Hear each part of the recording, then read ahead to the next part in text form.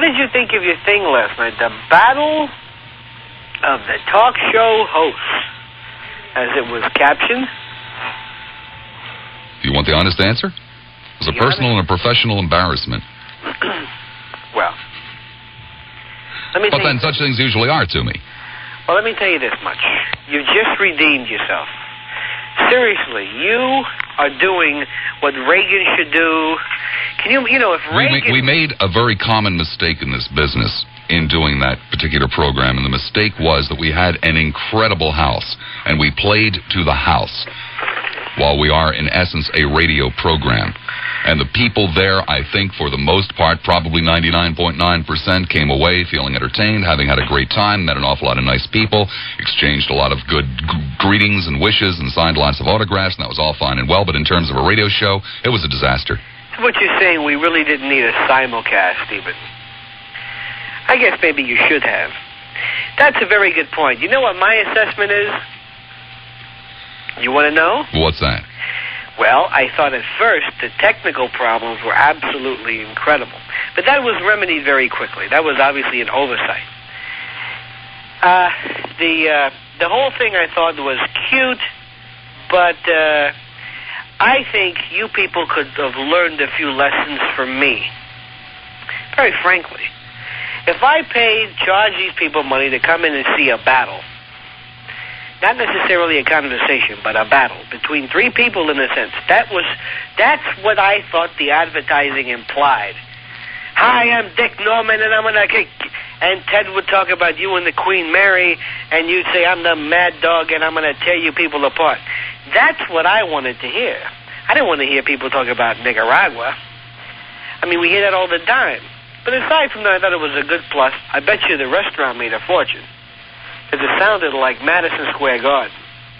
It really did. Oh, the place was jammed. Absolutely jammed. We were stunned with how many people were there. A couple of people asked last night why I would not want to appear, as well as a number of other has-been radio callers. And it would have been interesting, you know, to walk in, kind of been there for that, watch that, and maybe possibly have been one of the people on the mic who had the guts to tell you people really what's on their mind.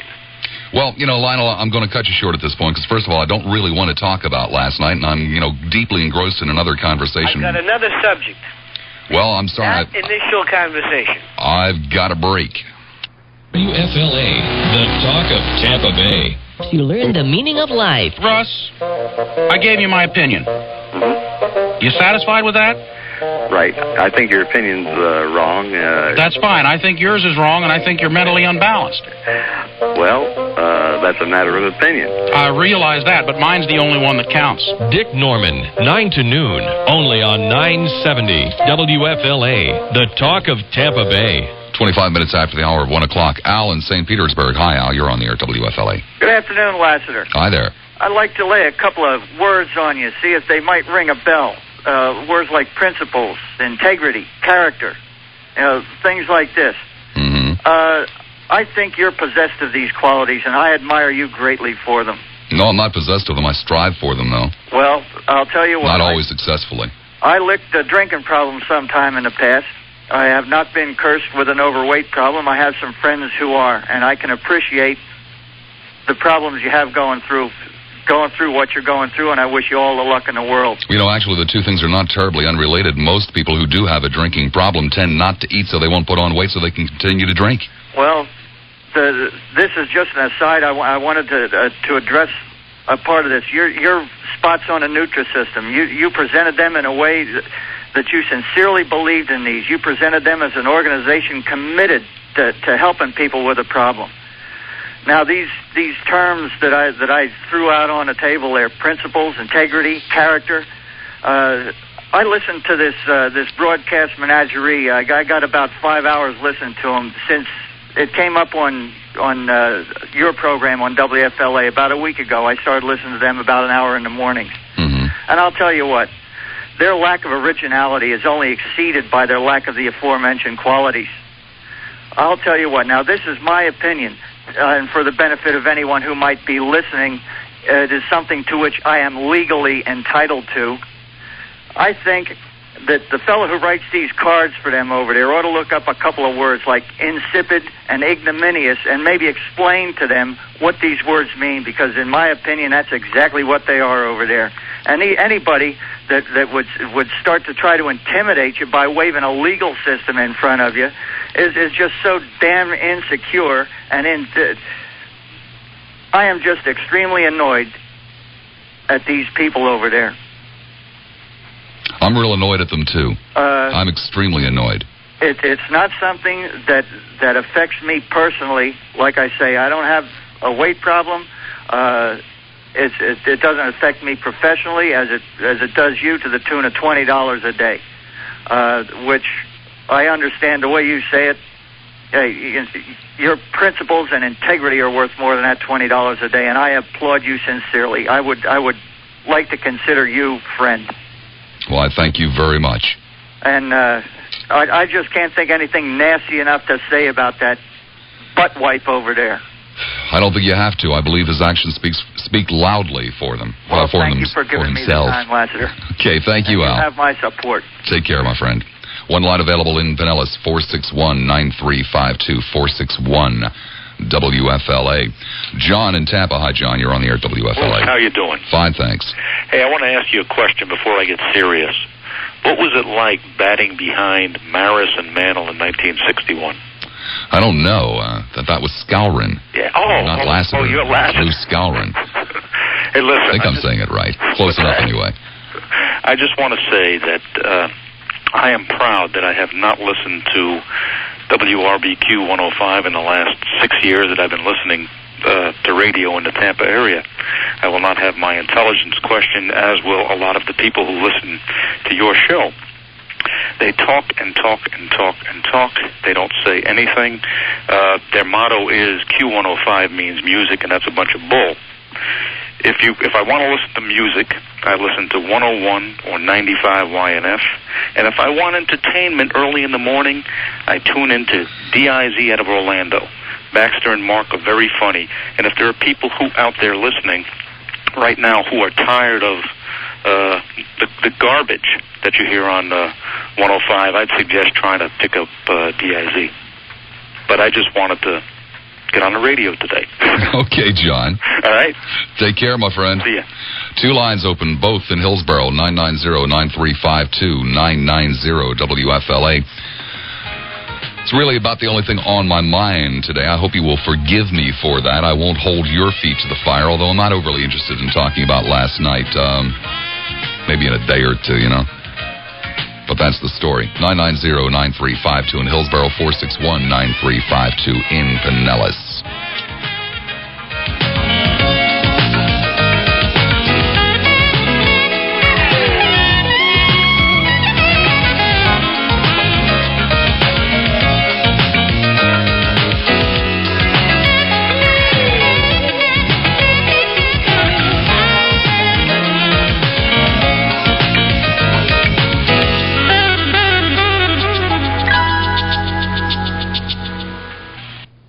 Three times. Mm-hmm.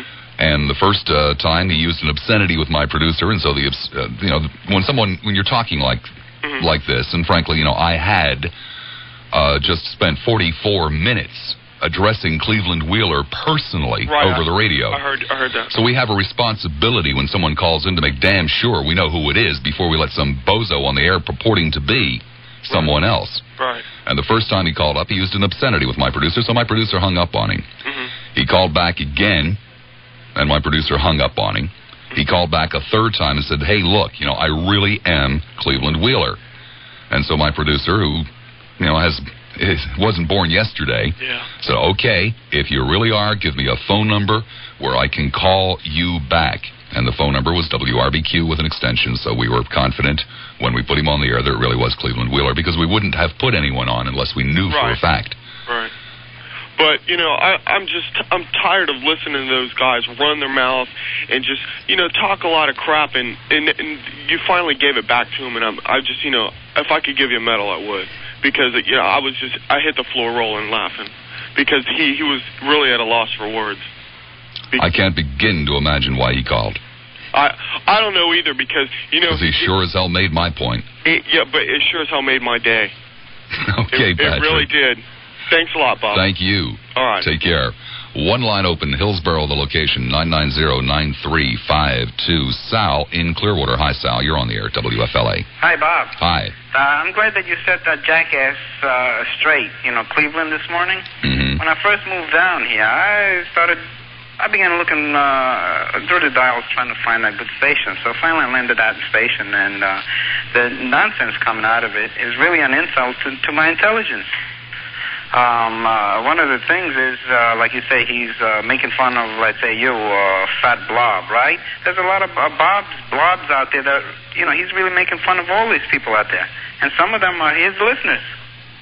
That's right. You know what I'm saying? And he doesn't give a damn. No, because I think the IQ level of these people listening to this trash is the size of a baboon. Well, Sal, let's be honest and objective here. This is a program that has enjoyed tremendous success in this market. It's a program that has been imitated and copied all over the country. And a lot of the work they do is damn good. Frankly, that had me laughing out loud somewhere between 8:30 and 9 o'clock this morning. Once in a blue moon, yeah. They do a lot of good material. They have an incredible amount of time to fill every day. I really appreciate filling 4 hours of time. It's not easy. And they do it consistently and do it with a very consistent quality level. This is a business where we take shots back and forth at each other, where we have fun back and forth with each other because we enjoy doing it. The people we're doing it to enjoy having it done to them, and the people listening enjoy it as well. And that will continue. I promise you, the radio wars will continue. After today, it goes back to Toledo Weaver. And after today, it will have nothing whatsoever to do with this particular topic. And I have no intention of stopping whatsoever. And I suspect they have no intention of stopping. No, I really can't. I can't believe it that it was stooped so low. Hey, how you doing, buddy? Good. Hey, by the way, Teddy, you just, pass this along, but you certainly don't need Dick Norman on your show. Oh, as a matter of fact, I do. It's part of the contract. Oh, he's driving tonight, is that it? Dick is driving. He's the designated driver. I get to ride shotgun in the garbage truck, providing I win the toss. I just wanted to tell you, Teddy, that this is it, buddy. I mean, I know you're going up against the Mad Dog and that crazy person to your left over there.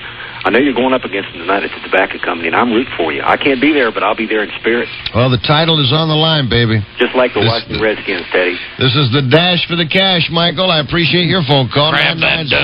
990-990-9352. There is a bonus for us, right? Is there? Yeah, if you win. Yeah, if you win, there is some kind of a bonus. What is the bonus?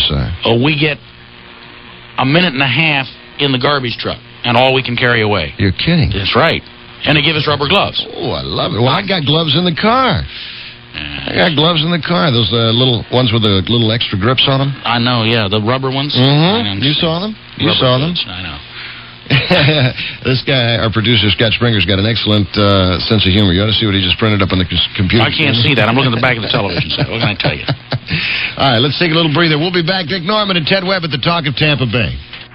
Talk of Tampa Bay. WFLA, the Talk of Tampa Bay. I like that commercial. I do too. It's one of those hum-alongs. I have a buddy of mine who flies A300 Airbuses for Air Jamaica, and flies back and forth to Mo Bay and Kingston 2-3 times a day, and then takes 3 days off. He's not bad, nice guy. And I can every time I hear that spot, I can see him, getting in there. Air Largo, Betsy, welcome to WFLA. How are you? Okay, Ted, my money's on you tonight. How much you betting on me? $50. $50. Yep, you're going to win. That's a lot of lottery tickets you could buy and probably stand a better chance. Better odds, yes. Have you know what take a dive means? No. You know in a fight game, you know what a submarine race is? All right, I think that's what this is. I think that's what this is. I mean, when I found out Ted and I had to ride on the back of the Rumpke dumpster, I knew that things were not going well. I mean, it was rigged. Yeah. Something's going on. See, they're going to ask us questions like, Bob, what year did the Titanic go down? And he's going to say 1912, and they're going to say, correct. Dick, name them. Yeah, all of them. All of them. All the people that went down on it. Hey, Ted, do you know who I hope will be there tonight? Who's that? Valrico Bob. Bob from Valrico has told us that he will be at the tobacco company this evening. Oh, God, I'm in trouble. You and I wish Lassiter. I could go, but I have a cold. You do? Yeah, stay away. Don't give it to me. Make sure it's not AIDS. Have you been tested? Okay, good luck, Ted. Thank you, Betsy. You take care. Maureen and Dunedin. I don't like the tone of that call. I don't either.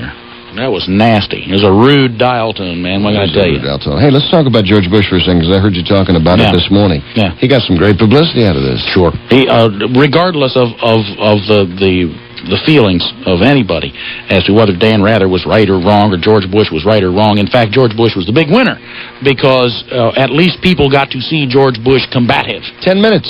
10 minutes of free time, national television. And I, as I said this morning, my speculation was that he may have been telling the truth when he said he didn't know what the interview was going to be, but it isn't because CBS didn't tell his people, it's because his people didn't tell him. They set him up because they figured he'd come out swinging and he'd end up looking good. And he did. It's fine. And there is... This is a sad, I hope we talk about this tonight. This is a sad election because there's no Democrats. Hello, Rosie. How are you? Welcome to WFLA. Is this Teddy number one? Teddy number one and Dickie number one. Well, I just hope you beat the pants off of both those jerks, Ted. Why not? Rosie, that Dick, he's nothing but a geek in the square. Oh, get off the fence, Rosie. Do you like the guy or what? Hey, I'm not a square. I like him in a strange way. You do, huh? Them chicken heads are good, though. Anyway, and that Bob Lassiter, he's just a big fat slob. I hope you knock him on his butt, too. Let me tell you something. Bob only weighs 112 pounds. Oh, yeah. But he's hollow. You know, it's filled with little styrofoam peanuts is what it is. And that Dick Norman, he's such a square and a geek. He probably wears those, what do you call those baggy underwear boxer shorts? No, honey, I got these jockeys for him on. They got giant white whales on them. You want to see them? No, they probably, hey, Ted. My God, they make you look like you're smuggling grapes. I know that. No, Ted, Dick Norman probably wears red polka dotted boxer shorts. No, giant white whales. No, he does. He's got these designer. And on Friday nights, I wear Mako sharks on mine. Oh, Teddy, I hear that horrible news you might be leaving. My heart is broken. Heart is broken. Yeah, I'm not too happy about it either, Rosie. Well, you know how you say Florida's so stupid, and all kinds of ways everybody says Florida's stupid? This is one example where Florida's dumb. No, I got to disagree with you. Got to get in here and disagree with you. That is not a Florida's dumb decision. Well, I love Teddy. He's number one. He's the nicest. He's half human. You and Lassiter, you're not human. Oh, I'm not human. I'll go along with that. Well, good luck, guys. Love you guys. Take care, Rosie. You be good, babe. Boy, they're painting you out to be a bad guy. Well, I am. I'm the guy who says peace is no excuse. That there is no one who can show me any peaceful society that's ever done anything for its members, and the best thing you can do is just take what you want, and if anybody gets in your way, kill them. Well, that's the words of one Dick Norman, who's going to be debating that topic tonight at the Tobacco Company. John in St. Pete, welcome aboard. Yeah, is this thing free tonight?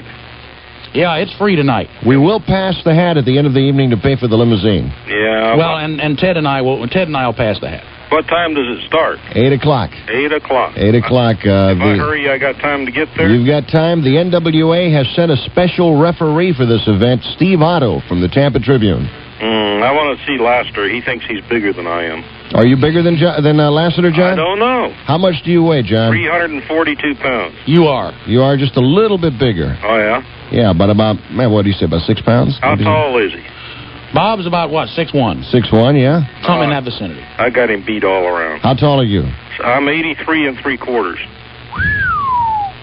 My God, John, we're going to have to hire you as a bouncer tonight in case things get... I want to have a serious talk with Mr. Lassiter. Come on down. We'll get Valrico Bob to hold your hand. Oh, yeah? No, I want to hold Lassiter's hand. I want to see if he'll stay there and talk.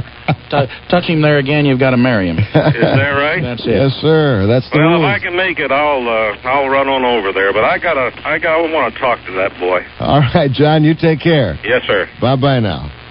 Well, it's a good thing that they don't have a radio in the limousine, Dickie. They probably do. You think so? Well, he's probably telling that limousine to turn around and stop. Helena in West Tampa. Hi. How are you? How you doing, Ted? I can't complain. I put my money on you. You're going to put your money on me? Yes. Okay. You're the nicest. It's the truth. I mean, the people who call Lassiter, they must be sadomasochists. Because they like to be beaten up and then, insult and tell... But everybody's got to be someplace. They love it. I mean, I don't Whip understand me people again. like that. No. I mean, Dick Norman is crazy, but at least you can talk to him. And but Lassiter, he's a cuckoo. It's a loony bean. I will pass that on to him. Thank you, sir. It's true that you're leaving, Ted? That's what I hear. Well, I mean, are these people racist? They're getting rid of every Hispanic in there. I mean, they got rid of Paul Gonzalez, and now you. Why? What's going on in there? Well, actually, to be honest with you, Helen, it was the morals charges in Zephyr Hills. You were the flasher? No, that was Paul Gonzalez. Paul Gonzalez was no, he's the one that did the immoral things with pit bulls. I'm gonna get the Hispanics to picket, protest, Bring some sandwiches with you, some sándwich cubano. And beer, sándwich cubano y cerveza. All right, baby. Mucho cerveza. All right, wherever you go, the best to you. Did you know You're the greatest. Helena, did you know that he speaks Spanish? Yeah. Dick Norman speaks Spanish. No. Te lo juro. I can't believe it. Where did he learn Spanish? Speak to her in Spanish, will you? Yo hablo español. Yo vivo en Puerto Rico para 11 años más o menos. Aprendió en el colegio. No colegio. No colegio. Puerto Rico. Sí, Puerto Rico solamente. Puerto Rico solamente. Sí. Talk to him, Helen. I ain't kidding you. He's not reading. Get out. Take care. You be good, well, man. I hope you have a good time tonight. Thank you, love. Hello, Jack in Gulfport. Welcome aboard WFLA. Hey, how are y'all? Listen, I wish all three of you best, and if I was there, I can't get there because I got John and this little grandbaby. If I was there, I'd be rooting for all three because I That's like the way all to go. three. That's the way. Well, we're going to have a great time out there tonight. We invite everybody. I'll be listening on the radio. You can bet your last. I'll have a blackjack for you. You take care, baby. I'll have a blackjack for you. Okay, but hey, and listen. Yeah. I was going to drive that garbage truck you're talking about, but my license expired. Oh, geez. All right. Well, we got a driver. Take care. Good luck, boy. Bye-bye. By the way, I've just been informed that the garbage truck chauffeur is waiting in the lobby right now. He's refused to drive on the grounds that we may be contaminated. So we're going to have to flip to see who drives it. And okay, good. At least we could park valet. We can both ride. We don't have to ride on the back and hold on to the bar. I understand. Too cold for that crap tonight. All right, I'll see you guys again tomorrow at 4 o'clock. And those of you that are going to the tobacco company, we'll be out there tonight starting at 8 o'clock. If you can't make it, listen to it right here on The Talk of Tampa Bay, WFLA. I love you, Tampa Bay.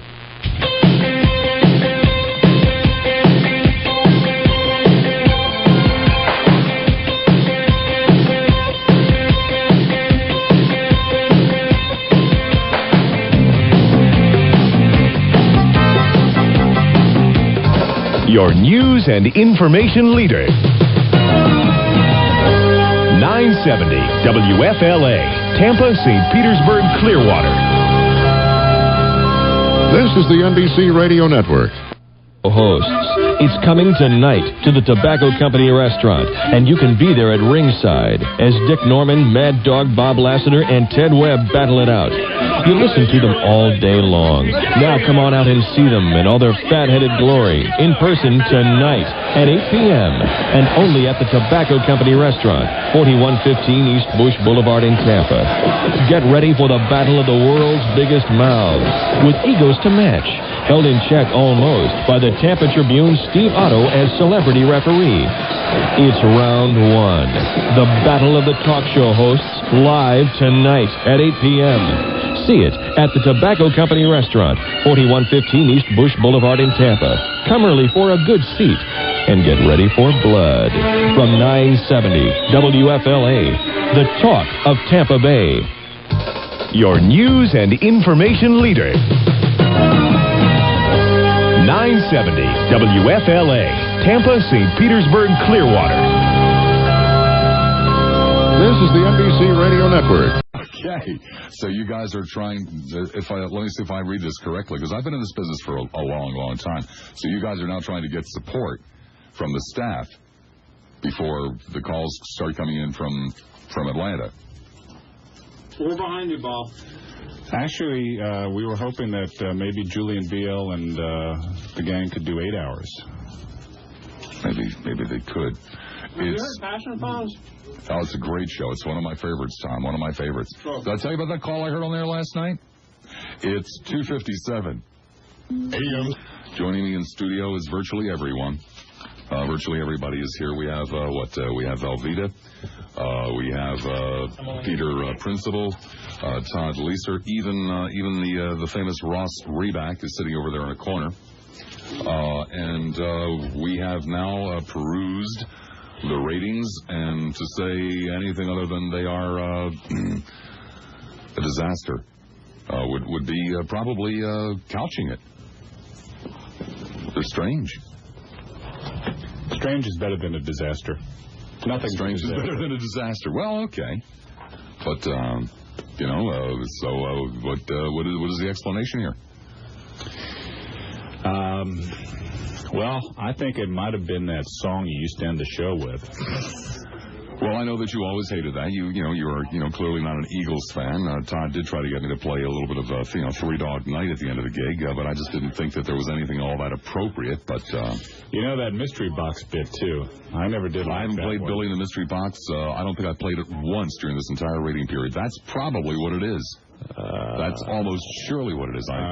I'd forgotten about that song. So you're going to trade the Eagles song for Billy in the Mystery Box. I'll do that. I'll take that trade. Sure, it doesn't cost you to play Billy in the Mystery Box. Something else, Bob, is that it was about the start of this rating sweep that you started dressing as nicely as you do now. That could have something to do with it, too. Yes, that's true. That is true. Thank you. Thank you very much. Well, I had to go out and glide out with a client today. That's why I'm dressed today. Because with this left arm, it's very painful to get dressed, which is why I haven't been getting dressed for the last week or so. Well, I've been, wearing pants and things like that. It's not like I've been coming in here and doing the show in the nude or something. There's an idea. I'll try anything. I've got that big mortgage now, and, oh, God. Is that what he calls it? Well, let's not keep the audience in suspense anymore. What the hell? Get this over with. It's not pleasant. We are not pleased about this, but... Want to see them? Oh, God, it's even worse now that I can see them. Let's start out with the ever-popular 25 to 54, Monday through Sunday, 6 a.m. to midnight, or in other words, insofar as the industry is concerned, the overall radio station, WSUN, went from a 4.8 to a 3.5. Meanwhile, our friends across town over there, went from a 5.3 to a 5.3. They stayed flat.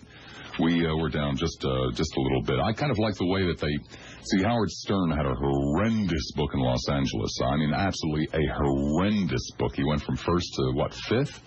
I believe, in Morning Drive in L.A. Am I correct, first to fifth? But what it really amounted to, he went from a 5 share to a 4 share. And the spin that his people put on it is, hey, we're only down 1%. Only 1% of the people stopped listening to us. So, if you want to look at it that way, we're not down that much, just a little over 1%. Didn't work for Howard. I don't think it's going to work for us. The morning drive, 6 a.m. to 10 a.m. WSUN from an 8.0 to a 6.8. Over there at the Worms from a 6.7 to a 6.1. At the Coast from a 6.6 to a 5.6. And where the hell's FLA? I know they're in here someplace. Oh, there they are, 5.9 to a 5.7. Oh, major trouble over there. Hey, sweat it, Opie. 10 a.m. to 3 p.m., the ever-popular midday slot at the Worms, 7.4 to an 8.6. Did you guys start giving away money over there, too? No. Oh. On the Coast went from a 7.6 to a 6.1. WFLA, FLA. Okay, that, goose-stepping combo of Dark Larson and Rush Limbaugh, punctuated with the ever-popular Paul Harvey from a 7.3 to a 7.6. And WSUN from a 5.2 to a 3.7. Afternoon drive, let's see here. Okay, on the Coast from a 6.2 to a 5.7. On the Worm's got to be here someplace. I mean, you did pay for it. Okay, 6.5 to an 8.0. Oh, my God. I was going to say look towards the top. Whoa, big book at the Worm. So you guys are probably safe, you can explain that in Atlanta, just don't forget me. FLA from a 5.2 to a 4.9. Major problems over there, Opie. And WSUN. So, from 7 p.m. until midnight. WSUN 3 p.m. to 7 p.m. 5.3 to a 2.9. Let's see here. Bob. That psychic drug me down. I mean, you extrapolate out his zero, and what the hell does that work out to? I mean, if he actually had a zero. You're only in there for 2 hours, Bob. I know. 29 times 4, 4 9, well, 3 hours. 6. 4 2s are 8, 3 are 11, 11.6. So take out his 0. Divide that by 11. God, I hope he did a 0. Oh, Jesus, it's not that good even if he did a 0. What am I laughing for? Still under a 4 if he did a 0. Where were we? 7 p.m. to midnight. Let's see, the coast from a 5.7 to an 8.3. Hey, he really got those nighttime listeners on the coast. The Worm from a 6.5 to a 4.9. FLA from a 1.8 to a 2.7. They just love Bruce. And WSUN from a 1.5 to a 0.3. Bob, have you heard Passion Phones? It's an excellent show. I think it'll do very well on an afternoon drive. Keep the lawyers busy too. And that's the story. You know, it's a disaster. It's an absolute disaster. But we, crow when they're good, so we got to let you know when they're bad. There is, industry-wise, and I'll give you a chance to do this. I would not have done this because, first of all, I don't totally understand it, and secondly, it does sound like making cheap excuses, but I'll let you make the cheap excuses. There is a possible explanation for this in terms of methodology. What is the possible explanation? You asking me? Yes. Well, you stood before the assembled masses last week and explained about additional diaries and things of that nature and trouble in getting them back and who was sending them back and that kind of good stuff. So, and you bought that? Hey, it was good enough for the sisters. It's good enough for me. It's not a disaster, Bob. These things go up, they go down, like so many things in life. But the company... Is that promo for Passion Phones? But the company that does that, ratings, in an effort to try to be more reliable and be more consistent, has decided to sample more people. Because the more people you sample, the less credit you have to give to each of those people that respond. And in doing so, they put more... let's see, without using the wrong word, they sampled more people this time around, but in an effort to get their numbers up, they may have very well gone to people that come down here and spend their winters, people that enjoy the warm weather, people that are primarily outside of a demographic that most radio stations shoot for. So I'm not clear on just how much we can talk about. Can we tell them, for example, what the sample size is? I don't think that that's important. I think it's safe to say that you'd be very surprised at how few people... So we can't tell them. How few people really play a part. Well, you better tell me, because if somebody asks me, if I don't know that I can't tell them, I shouldn't tell them how big the sample size is. I wouldn't tell them that on the radio. Okay. You can tell them that off the radio. And we can't therefore tell them approximately how many diaries would be returned for any particular station. We can't tell them that either then. Probably not. Because it's a frightening number. It is an absolutely frightening number. It's like... Would I be able to tell them something that happened 8 years ago, as an example? Strike with you today, and I was listening intently on that gentleman from Jersey where I came from 9 years ago, and you don't know what it's like unless you're in the strike and you're a participant. That's for sure. There's the last card you have to deal when you're a worker, and the boss don't want to listen. Your family suffers. But I guess the people that should be most thankful that they do go on strike are the ones that sit on the boss's laps in the office, because they may be out of work now, but those workers are picking up the, pay raise for them also, even though they're not in the union. They definitely will get a raise after these people get settled with. Don't you agree? No, sir. I fully expect the union, Eastern to go belly up. Pardon? I fully expect Eastern, sir, to go belly up, out of business. That is a shame. But the image that a strike exposes to people that have never been in it, they don't realize that once these poor guys go on strike, all their benefits cease. They go to the hospital, it's out of their pocket. Well, yes, sir. I think everybody does understand that when you're on strike, the company does not continue to pay you or provide your benefits. I think almost all of us understand that. By the way, I want to send out a very, very special hello to Nancy Alexander, to, of course, the person who is monitoring for Mason Dixon. I would be delighted to give out your name, except, of course, over there at Foo 105, they don't give out the names of the people behind the big voice, like Bone Butt there. But we're glad to have you along this afternoon. We understand that you listen frequently, and you will probably be listening a hell of a lot more frequently. We appreciate that. We appreciate it very much. No, we're not necessarily listening to you. We just know you guys listen to us. St. Petersburg. Hi there, Saint. You're on the air at 970 WFLA. Doing great. Hey, listen, Bob, I want to thank you. Really, I just don't know how to thank you enough for all you've been doing today for the employees of Eastern Airlines who are on strike and those who lost their job yesterday. I hope that the Hillsborough Port Authority have the biggest traffic jam tonight that they ever had, just like income tax time, you know. I hope everybody goes out there and gives the guys support. We really need it. I hope so, too, because it's not just really for the guys at Eastern. It's in essence for all of us. It's to put an end to this kind of crap that's going on all over this country all the time. Well, that's true, Bob. The labor movement has really been taking a big step backwards. And I just like to let the public know some of the conditions that we have to work on under and why we, like you say, put our foot down. We don't want it anymore. Well, you got about 30 seconds to do it. Okay, the RAP servicemen in Tampa International Airport over the last year and a half contributed $10,000 to their fellow employees who got time off unjustly. The threat of if you got sick and you had to take time off because you're in a hospital or whatever, if you came back to work, the company would give you an additional time off just because you're not supposed to use your sick leave. And it goes on and on and on. And that's just one of many, many episodes that we have to put up with, that we had to put up with. And again, I just want to take the time out to thank you. And I hope the Port Authority tonight has so many cars there that they'll not dislike you, but pay more attention to what you have to say. Thanks again, Bob. I'll see you there. Be good.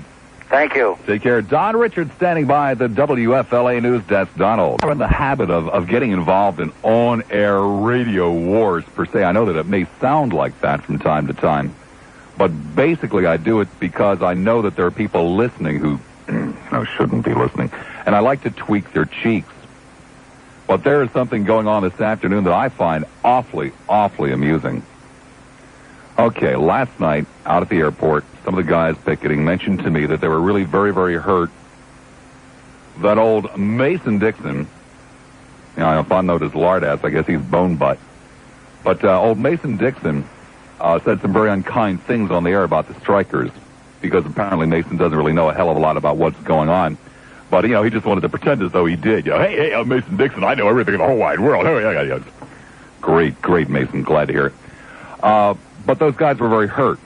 There were Q105 listeners. They were apparently Mason Dixon fans, and they really thought that it was a pretty cheap shot. So I mentioned that during the course of the program this afternoon, because I thought it was a pretty cheap shot, too. I thought it was kind of a really dumb, sleazy thing to do.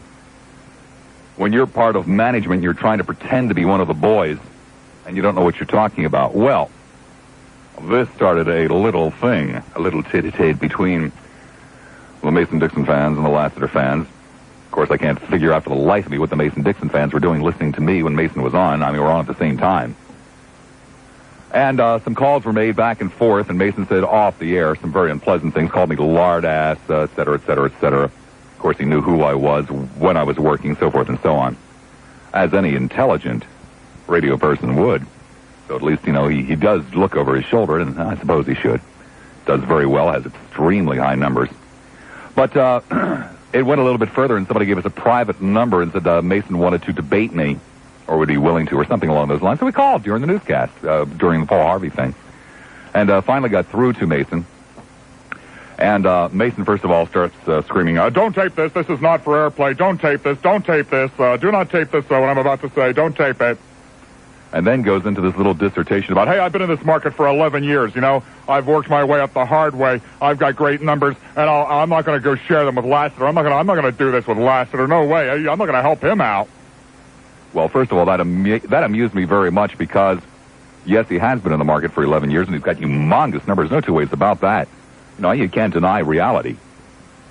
But I found it very amusing because I, of course, take the position that if I'm good enough for you to listen to, it's because I'm good, and it doesn't make a damn bit of difference who else is on the air. You know, I'll take my chances with him, but obviously Mason must fear me, and fear losing some of his listeners to me. He must feel as though they don't know that I exist, and if they did know that I exist, they wouldn't listen to him, they'd listen to me. Well, maybe Mason's a hell of a lot smarter than he looks. But nonetheless, what I would suggest to Mason, since he is fearful of losing some of his listeners to me, that's what he said. But he has insulted an awful lot of people who are RBQ fans, who probably aren't even listening to this broadcast, although I suspect Mason has somebody monitoring it for him. So he doesn't have to worry about that. They aren't listening to me. They're RBQ fans. They're Mason-Dixon fans, but he's insulted them and insulted them deeply, and he should, A, apologize to them, and B, put the other side of the story on. No, he doesn't have to have Lassiter to give the other side of the story. He could get somebody perhaps from the union to do so. I defy you, Mason. I know that you'll find out about this, but I defy you to put the other side of the story on. I defy you to give a little bit of fair play to those thousands of Tampa Bay Eastern Airline employees and their families who are RBQ listeners. If you got the guts, Mason, if you have any idea as to what the entire story is. Okay, enough of that. By the way, speaking of airplanes and things of that nature, Robin Richards wants to go to Ocho Rios in Jamaica. So Robin sent us a card to the Learjet Fantasy Contest. It has been selected, Robin. You are a lucky young person there in Safety Harbor. We will put it into the big bin March 16th. March 16th. Alan Gardner will dip into the big bin, pull out the lucky winner of the Learjet Fantasy trip anywhere 1,200 miles within Tampa International Airport, $1,000 in cash. Next drawing coming up on the Ted Webb Sports Huddle at about 6:30 tonight. Tampa, hi Tampa, you're on the air at 970 WFLA. Hello, Bob. Hello. I also want you to know I'd rather listen to you than Mason any day, but the reason I'm calling is Mason must fear that could spread. Hopefully it will, especially after his remarks. I haven't actually heard the remarks, but if anything, hurting the Eastern people like that, they need all the support they can get. I swear to you, it really is a shame that we didn't have the ability to tape it because we'd have probably played it anyway, but my ear was up to the phone as Michael was talking to him. And the guy's just going, I've been in this market for 11 years. I'm going to help Lassiter out. Let him get listeners on his own. I've been here 11 years. Great. It was funny. Oh, he's scared, that's all. No, he's not scared. He's just being a jerk. He has nothing to fear. Hello? Hello? Oh, there you are. I'm still here. Okay. But the reason I'm calling, I just turned on to you just about within the last hour, and I was in here making cookies, and I heard about you're trying to get people to go down and support Eastern. I was thinking about doing it anyway, but now I have these cookies here, so I'm going to take them down some cookies right now. And fantastic. I'm sure I don't have enough for everybody, but I think it's a thought that counts and to show that there's some support. What I wanted to know, I'm going now. Mm-hmm. Where exactly are they when you drive into the airport? Okay, there are 3 locations. There's one out by the Eastern Freight Terminal. Mm-hmm. Off of Hillsborough. There's another location just as you're coming into the airport around, if you were coming in off the interstate. Yeah, or off Boycott or something like that. Right. Okay. And then there's another location actually at the airport terminal. That's where I'll be tonight. It's right by the door that you would go in to buy your tickets for Eastern. It's right by the so departure. they're actually in the airport. Yes. Okay, well, I'm going to head out there now. I just wanted to find out I'll be where... there at all 3 locations until 10 o'clock tonight. Okay. Well, again, I think what you're doing is great, supporting them like this because they need all the help that they can get, and I really think it's wonderful how they're sticking up for their rights, too. Thank you very much. All right. Bye, Bob. Bye-bye. There are times in a radio broadcaster's career when things happen that you can hardly believe. For example, tomorrow night I shall be at Calb's Cove, and I have the unmitigated gall to invite you to come out and watch me eat. And that's in essence what it amounts to. I mean, that is literally in essence what it amounts to. I'm saying I'll be at Calb's Cove probably somewhere in the neighborhood of 7:15, 7:30 tomorrow, and that you are more than welcome to come out and watch me eat. I can't begin to imagine why you would want to, but nonetheless, I'll be there, and I would hope that you would be there. And really the best thing about going to Calb's Cove is not watching me eat, but eating yourself. The food is out of this world. The atmosphere out of this world. Calb's Cove. They're in Madeira Beach, 13155 Gulf Boulevard. Let me give you the telephone number, 393-3448. 393-3448. You can do no better than Calb's Cove. So if tomorrow night, you're in the neighborhood and maybe there's somebody that you'd like to say thank you to, or I love you, or congratulations, or one of those things, come on out to Calb's Cove, okay? Let me give you the address again, 13155 Gulf Boulevard, Madeira Beach. The telephone number, 393-3448. I'll be there somewhere around 7 o'clock tomorrow night. I recommend the Italian Gentleman, but you can have whatever you want at Calb's Cove. Don Richards standing by at the WFLA News Desk. I'm thinking. Mm-hmm. Which one of my 10 commandments don't you like? Well, that's the entire premise that you, in your thought process, could exceed the wisdom of God. I mean, it's not the wisdom of God. These commandments were given to you by a drunken lout who was a bigot, a sexist, and a warmonger, and a thief. A sinner. He was a sinner, yes. No, he was a bigot, a sexist, a warmonger, and a thief. That's where you get your 10 commandments from. He broke as many of God's laws as you have. Guy that believed in wizards. Mm-hmm. You don't believe in wizards? You don't believe in magicians? You believe in Bill Gates, I'm sure. No, I don't believe. What do you mean I believe in Bill Gates? What kind of stupid thing is that? He's a wizard and a magician to you. You don't know. No, he's neither, sir. You don't have a clue about what he's dreaming up right now, and what he's been able to achieve is just simply magic to you. I mean, you're incredible. You're better than Gary Spivey. I mean, man, you know things that happened to me in my childhood. You know how I think about other people that I don't even think about. Oh, man, you're incredible. And you're so jealous of Bill Gates that it's driving you nearly insane. Right. But anyway, I've got to go. My restaurant calls. I've got a dinner date. But it's been a pleasure. Yeah, what's the name of that restaurant? Burns. Burns, okay. So you want to eat at Burns, that's what you're eating. 990-WFLA in Hillsborough. He said his restaurant. 990-WFLA in Hillsborough. 461-WFLA in Pinellas. My list is the better list.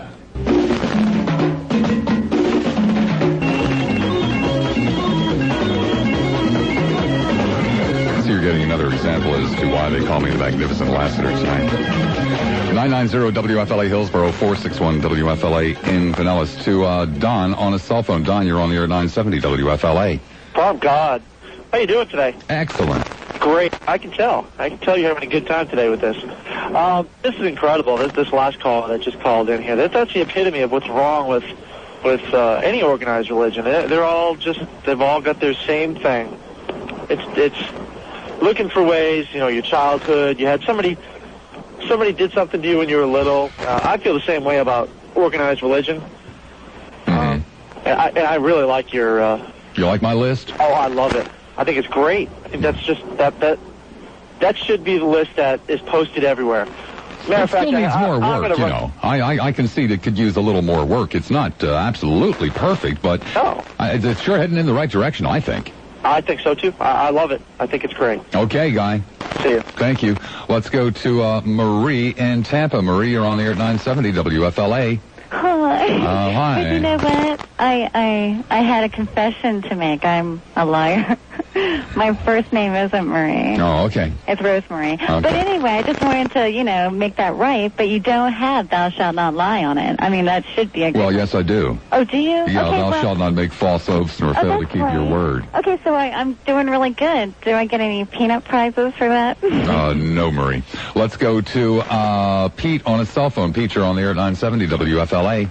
Yeah, Bob, what's happening? Not much. The third caller before me, that religious fanatic, that was really a perfect reason why the goat should be killed.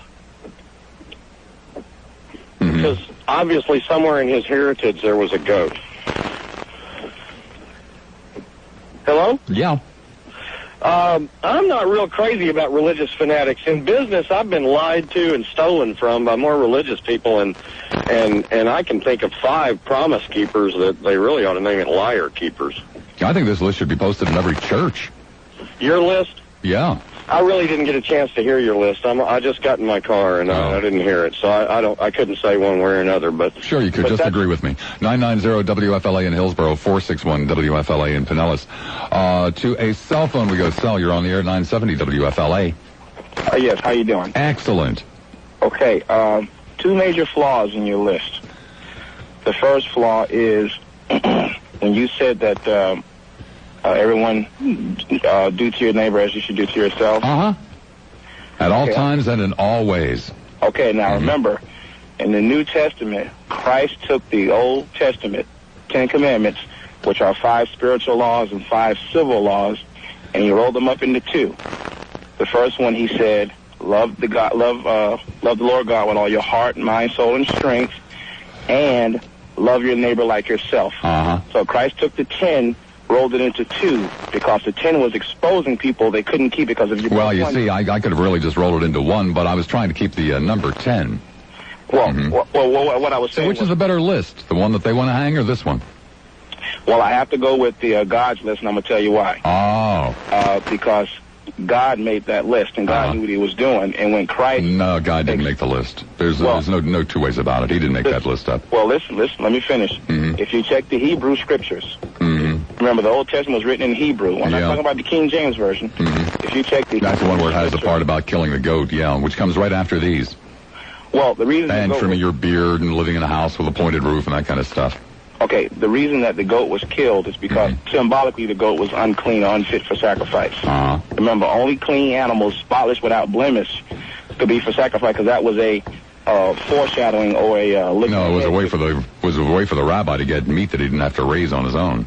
No, not from an unclean goat. Now remember, the rabbis were being taken care of by the other 11 tribes, because the rabbis served as the spiritual guiders, spiritual guidance of the 12 tribes. So they rabbis were allowed 10%.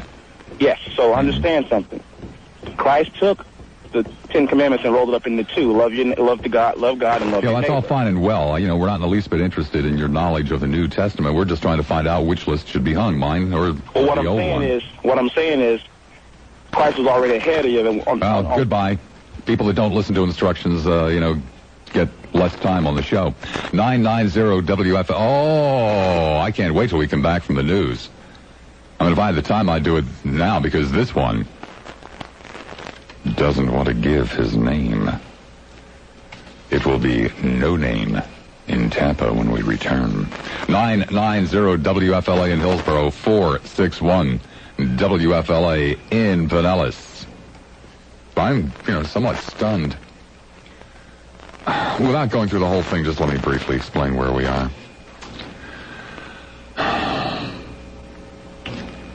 The Congress last night said you can post the 10 Commandments, okay? Because they're worried about, people don't know the 10 Commandments, and, they're not living by them. And things would be a lot better, and I'm not going to argue with this. But I thought you could post a better list.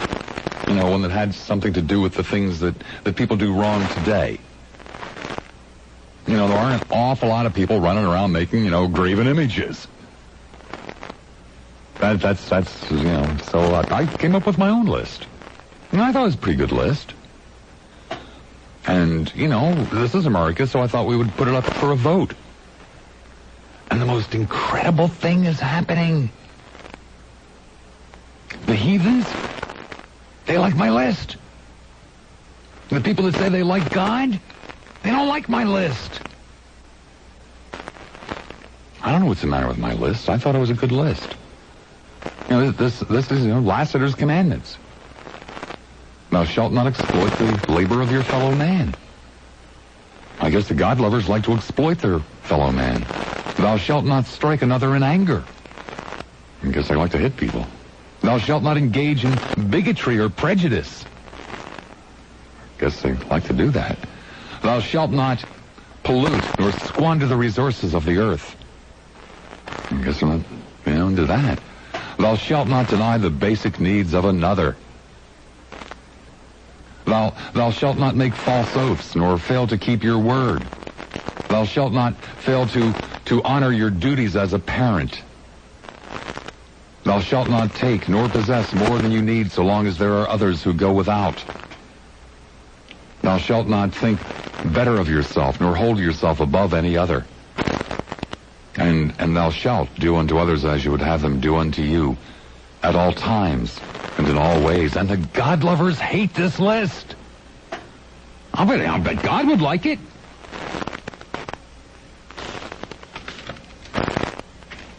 So I'd simply ask the audience, which list do you think would be better posted in the schools? I don't know. 990 WFLA in Hillsboro.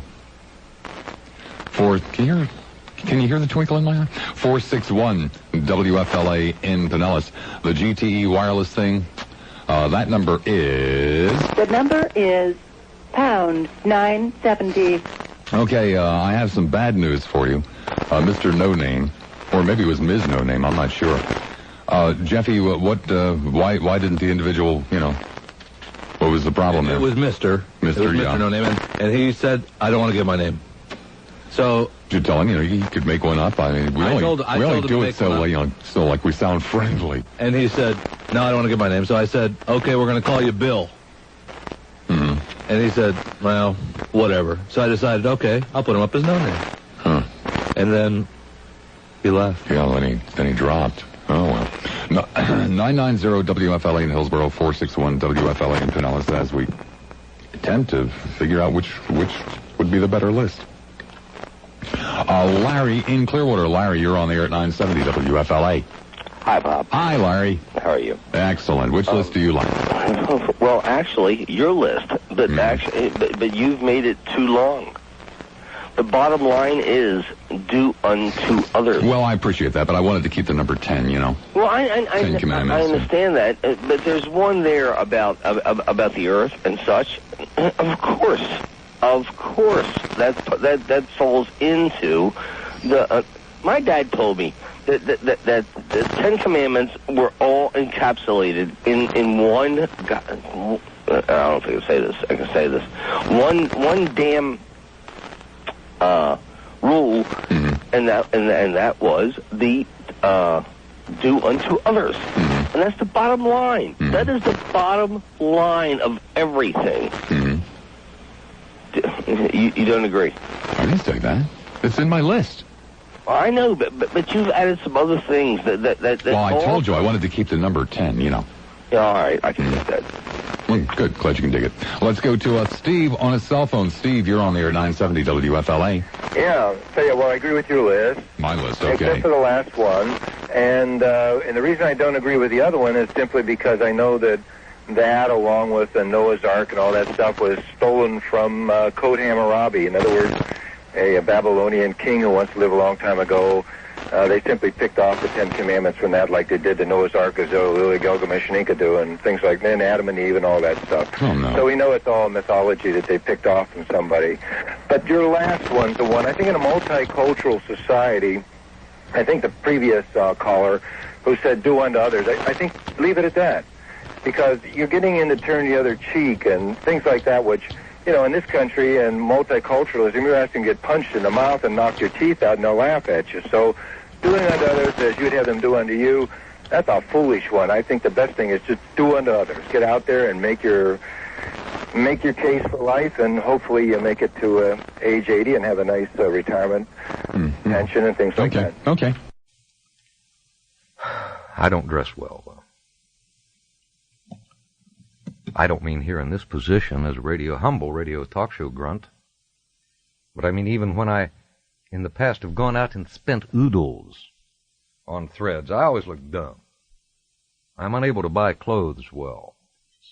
What looks good? Thank you, Rick. I am cute. I agree with you, my son. And so I transcend the disheveled sartorial appearance. Well, I ought to tell the story about the time I bought the banana suit. One of the most embarrassing times of my life. Went out and bought a banana suit. I think I will tell that story. Let me give you the numbers to call if you want to keep me from telling that story. Pinellas, St. Pete, 392-1218. Pinellas, St. Pete. Hillsboro, Tampa, these are all toll-free. Hillsboro, Tampa, 224-0057. If you want to add your voice to an already established luster of thought. Sarasota, Bradenton, Manatee, 746-0057. I was in love. Boy, was I in love. It's been about 6 years ago. Maybe 7. I had not yet met my young and lovely wife. I was in love, though, with her little thing. I was maddened It was one of those situations where I'd lost all emotional control. She had me, you talk about leading the puppy dog around. I was worse than that. I'd lost my mind. It was not love, it was obsession. I don't know whether any of you have ever experienced that agony on earth, but I was going through it at the time. And yeah, I was a grown man, keep in mind. And she said, you must come to church with me every Sunday. And I said, I'll be delighted. Little tiny church, wee little Presbyterian church. She said, you must come every Sunday to church. And I said, I'll be delighted. She said, but, she said, that one suit you own will not suffice, David. I said, oh. She said, no, go buy a new suit, please. This was on a Friday. She said, buy a new suit, please, and meet me at church Sunday, and then we'll have lunch after this. I said, oh, thank you. My heart palpitating, beating wildly. I went out, and I have a bad habit, let me add, of wearing, as Rick, my producer, will tell you, wearing sunglasses all the time. It's a terrible habit. I don't even realize I have them on most of the time. And I did something dumb. I'd not bought a suit for I don't know how many years, being in radio. But I went out the next day on a Saturday, and I went to a major department store in this given city, not even thinking about having my sunglasses on. I went up to the grab it and wear it rack. It was an HIS suit. You may be familiar with that brand name, nothing too expensive, but nicely tailored, an HIS suit, and it was a subtle beige. I thought that's something that would befit me in church with my love of the day. And I bought this subtle beige suit. I tried on the coat.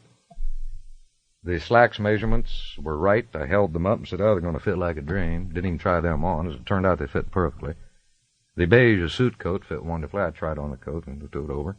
Bought it right then and there. Clerk wrapped it up. I paid him. I think it was $90. I then bought a pair of brown loafers to go with it, forgetting all the while that I was wearing my sunglasses. Huh? I got the suit back to the humble apartment in which I was barely surviving, hung it up in the closet back in my dark bedroom, didn't even have a window in the bedroom. Real crummy joint. But as I say, I was in radio.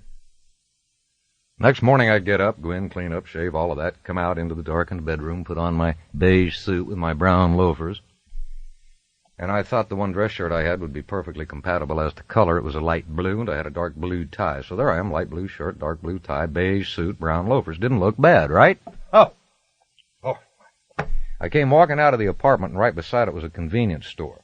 This is Sunday morning at about 10:15. Brilliant, sunny Sunday morning. And as I'm walking to my truck, I glance, and I don't have my sunglasses on yet. As I'm walking to my truck, I glanced into the window of the convenience store, and I saw this guy dressed like a brilliant yellow banana. It was unbelievable. This suit was yellow. It wasn't beige, it was yellow. I mean, it looked like a Chiquita banana ad.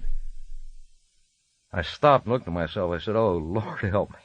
I can't go meet this young thing at her church wearing his yellow suit. And I looked down at my loafers without my sunglasses. And I really, when I'd put them on up in my darkened bedroom, they looked okay. They were orange. Now, I'm not making this up. I had on a yellow suit, orange loafers with a blue shirt and tie, and I'm going to go meet the love of my life at church. Young thing from a very conservative family, I might add. I will never forget, I parked about half a block from the church. I'm heading down the sidewalk, and she pulled up on down below, and as she's heading toward the front door of the church, she sees me coming along, Mr. Banana. And she stopped dead still and just stared at me, shaking her head. I could see the disgust. She stared. I got up to her. She said, what have you done now? And I tried to bluff my way through. You know, what do you mean? What's the matter? She said, that's the most god-awful. She said, where did you get... She said, well, come on inside, but she said, please promise me you'll never wear that suit. So I had to sit in church with her friends, right, wearing my banana suit, orange shoes. I trashed it that afternoon. We went and had lunch, and people stared at me. It was brilliant yellow. Look, it's Mr. Banana. Say, I'll take a bunch, fella. 3:54 here at WPLP. I know those of you have led, and most of you have led somewhat staid, conservative lives, and you can't understand things that have happened to me. Primarily during my lo these many years, my years in broadcasting, you don't understand what this business does to you. You cannot understand a grown man buying a banana yellow suit. I understand that you do not understand. Some of you don't believe it. It is true. Why would I admit to something so stupid? Because it happened. And if you're wondering, what about the relationship? I think that was what triggered the end of the relationship, the yellow suit Sunday. Because it went downhill from there. 2-3 more weeks maybe is best I remember of that great rampaging love, and that was it. She'd had it with me. Just another broadcast fool. I know, though, that not being in this business, you can't begin to conceive of such silliness in a grown man's life, can you? But we're bombarded with various radio waves when we work here in a station, and they begin to disturb the thought processes, and you go out and do crazy stuff like that. From Tampa, Florida, the nation's magnificent Lassiter Show, starring the magnificent Lassiter, featuring the nimble fingers of Michael Serio at the control board, the second most respected newsman, Don Richards, and the world's most dangerous traffic reporter, Gary McHenry. And now, ladies and gentlemen, Mr. Lassiter. Well, thank you there, Mr. Announcer. 8 minutes after the hour of 3 o'clock, welcome in. It is a Monday, June the 19th, 1989. Lassiter, known as the Magnificent Lassiter to you, with you until 6 p.m. this evening, as I am every weekday, right here at News Radio 970 WFLA. What do you think the chances are that we could have a rational, sane, unemotional discussion, an adult conversation, if you would, about guns today? No. Not about gun control, not about gun safety, but about guns and the people who own them. I do not understand guns. If you ever listened to me before, you certainly understand that. You're aware of that. I don't know why people own guns. I don't know why people want guns. I don't know just exactly what it is that attracts people to guns. Guns scare me. And yet at the same time, they fascinate me, as do the people who own them. They tell me that something in the neighborhood of 60%, maybe even better, of the households in the state of Florida own at least one gun. I will therefore assume that statistically this audience is not much different from the overall population in the state, and that the majority of you own at least one gun and keep it in your household. Why do you have a gun? It's a legitimate question, and it's asked with all sincerity. Can you possibly explain to me why you own a gun? I've told a story. I'm not going to trouble you with it again, about an incident half a year or so ago, maybe a year ago, I don't know, in a parking lot down by the Tampa Performing Arts Center. I thought the next day about buying a gun, and then I thought, well, my God, I've gone through 42 years of life without ever running into a situation like this. I may well go through another 42 years of life, but there have been an awful lot of times when I was so damned mad at someone over usually something very trivial and trite, I might have used a gun. Is there a degree of power involved? I know when we're having one of those emotional conversations where we're slinging mud back and forth at each other and trying to insult each other, I refer to it as a penis extension. But I fired a gun, and a little bit of a trip. I remember ripping the hell out of those rubber tree leaves in St. Thomas, shooting a rifle into them. It was weird. It was kind of, I don't know, hey, I just blew up a rubber tree plant. And I don't mean that in a derogatory sense. It was almost kind of a trip, if you will. Who do you plan on using that gun against? Have you ever thought about that? Who do you plan on using it against? Tell me about him. Literally, visualize him for me, if you would. What does he look like? Where does he come from? What color is he? How tall is he? How strong is he? Who do you plan on using that gun against? And under just what circumstances would you use it? Would you use it if you came home and opened the door and found somebody running out the sliding glass door carrying your television? Would you shoot him in the back? Would you use it if you woke up in the middle of the night and saw a strange, dark figure walking across your living room floor? Just what went through your mind the day that you brought it home? I'm sure it must have been an interesting day. I'm sure it's a day that you remember. I mean, the killing machine. And again, I don't say that in a derogatory sense. That's the fact. That's what it is. And I would assume that you remember the day that you brought it home. What was going through your mind? How long did you think about getting it? When they finally passed it across the counter and put it in your hands, how did you feel? Did you tremble? Did you suddenly have some kind of a sense of relief and security? What prompted you to buy it? Was there anything specific?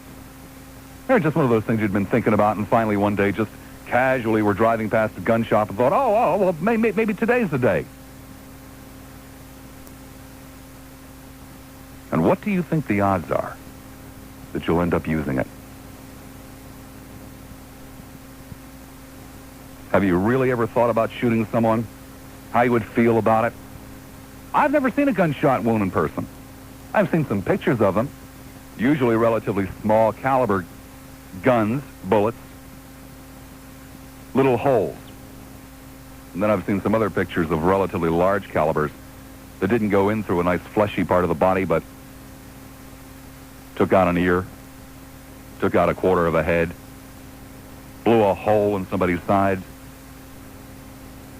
For some reason, if for some reason the law suddenly changed and you were mandated to turn in your handgun, would you?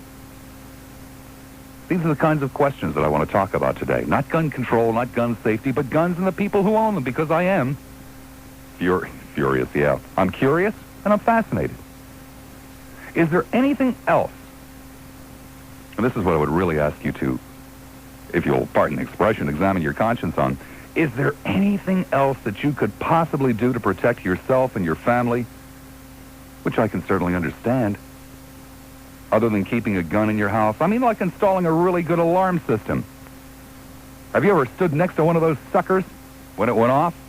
Absolutely, positively debilitating. And if you could do that, why haven't you done that? Has this rash of accidental shootings caused you to rethink keeping a gun in your house? The 4-year-old died over the weekend. I'm sure you know that. And if you haven't rethought it, why not? I mean, have we reached such a point where we just yawn and go on with our lives when, what was it, a half a dozen kids in a week's time? Under what conditions would you shoot first and ask questions later? Somebody vandalizing your car, you wake up at 2:30 in the morning, you look out the window, and there's somebody trying to get your radio out or your tape deck or whatever it might be. Would you shoot?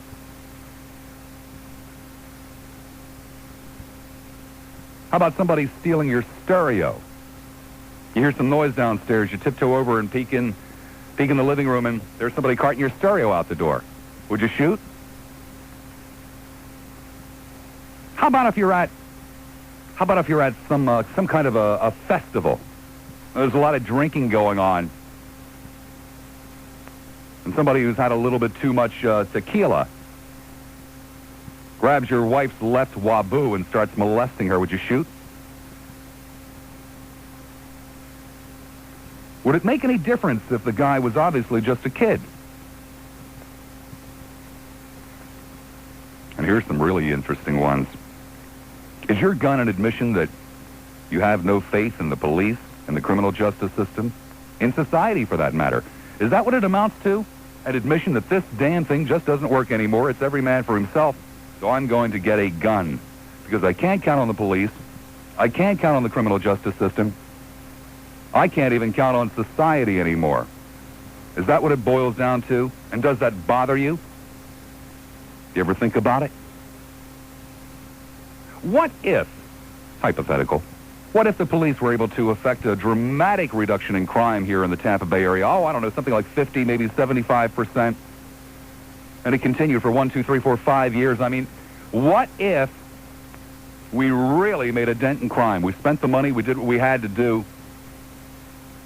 Would you get rid of your gun? And last but certainly not least, what do you think about people like me? People who wish that handguns would just get up and go away. Yeah, I know that's naive. I also wish that bigotry would go away and dishonesty and things like that. But what do you think about people like me who wish that handguns would go away and who think that people like you who own them are a little bit crazy? Just a little bit crazy for having one around. What do you think about people like me? 17 minutes after the hour of 3 o'clock. I would hope that we don't have to pull teeth. I would hope that we can keep this on a reasonably adult, reasonably unemotional level, because I think they're interesting questions. They're questions I'd like some answers to. I'm being a little bit selfish today. Is that okay? I'm being a little bit selfish. I want to talk to you not about the gun control, not about the gun safety. Also, one final thing before we go to the telephones. I have made stars out of some callers in the year and a half that I've been here. I have literally made stars. I'm talking about people like Rocky, the rock and roll Klansman, or Southside Johnny, or Mr. Brevity, or the Brandon Brain Lady. But we're always looking for new stars. And if you would like to be a new star of talk radio, we'll be holding open auditions all night tonight. If you think you too could become one of the great characters of Tampa Bay talk radio, it's up to you. Open auditions all night. One line open, it's in Hillsborough, 224-0057, St. Petersburg. Hi, you're on the air at WPLP. Yeah, I'd like to know who told you that this FCC ruling violates your First Amendment rights. Nobody had to tell me, sir. I'm not one of those people that has to be told what to think. Well, this is interesting because this ruling not only doesn't it violate your First Amendment rights. Oh, I beg your pardon. It quite does. Well, the reason why it doesn't is what does the First Amendment? What does the First Amendment protect? The reason why. What does the First Amendment protect? Free speech. No, unpopular speech. Well, that's what it protects, and the only exception to it is speech that damages or hurts another individual. However, okay, you don't have free speech because you don't have the right to broadcast at all because you've been granted the privilege to broadcast. No, I haven't, sir. No, sir. License. No, I don't have an FCC license, sir. Well, your station doesn't? No, the station does, but I don't.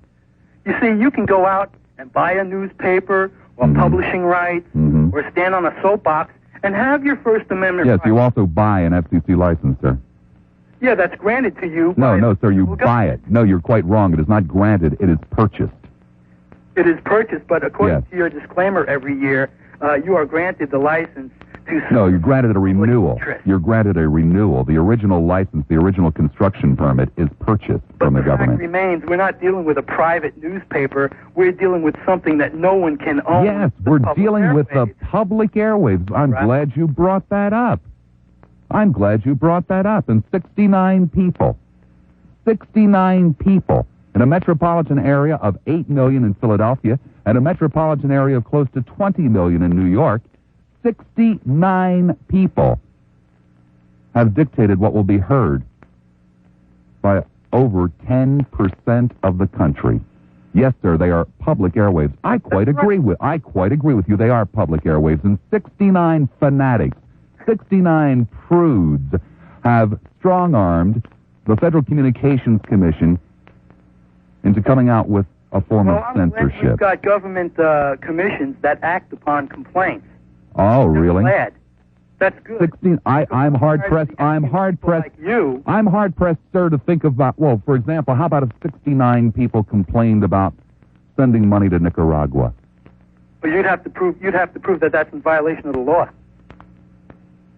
What's wrong with that? Who are they going to complain to? Oh, sir, there was no violation of the law in the case of Howard Stern. He hasn't been indicted for anything. He hasn't been arrested for anything. He's just been told arbitrarily that if in the future he does it, he'll be in major trouble. That's right. So he's not in the violation of any law, sir, because no law exists. It is a ruling. It is an opinion. Is that since no one owns the airwaves, it's up to the government to police them. It is up to the government, the Congress, the representatives of the people. Well, sir, you're forgetting, say sir, what shall go over sir, you're forgetting a very major point, and we will not continue the discussion until you come back and address this point. Free speech is protected under the First Amendment of this country. Free speech under the First Amendment is what is unpopular. It gives you the right to say what is unpopular. You have the right to say anything unless you want. It hurts somebody. So sir, tell me, sir, what saying weenie, or who, by my saying weenie, in referring to the male member, tell me who that damages, sir. Tell me who that hurts. That's a moot point. No, it's not a moot point, sir. We're talking about a First Amendment right in this country. It is not a moot point. You tell me who it hurts. You tell me who it hurts. I mean, I don't care how much of a prude you are and how offensive you find it. It doesn't hurt or damage you. And you have the right, sir, to go over and turn it off. And you have the right to say anything you please, but not over the public airwaves. You want to get a soapbox? Get a soapbox. You want to buy a newspaper? Buy a newspaper. Oh, in other words, because you don't like something, I can't say it. Is that what you're telling me, sir? I have the right to complain to the FCC. I hope the rest of you are listening to this conversation. Shut up! I said, I hope the rest of you are listening to this conversation and are getting out your envelopes now, your self-addressed stamped envelopes, because this is what we're dealing with. Yeah, that's what we're dealing with, all right? Yeah, we're dealing with a prude who doesn't like it. You think you own the airwaves. Who doesn't even hear it.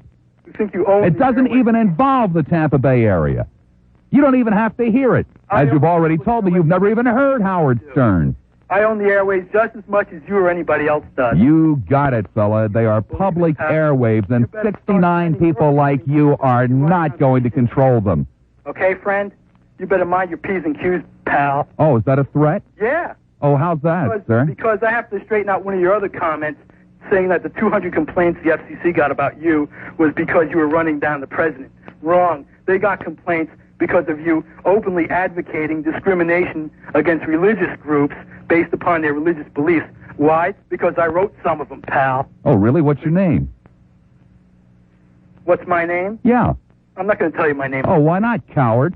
Too bad. Why not, coward? You're the man that advocates a third-party boycott, which is a federal offense. That's why, because You're the man who has advocated a third-party boycott. Shut up!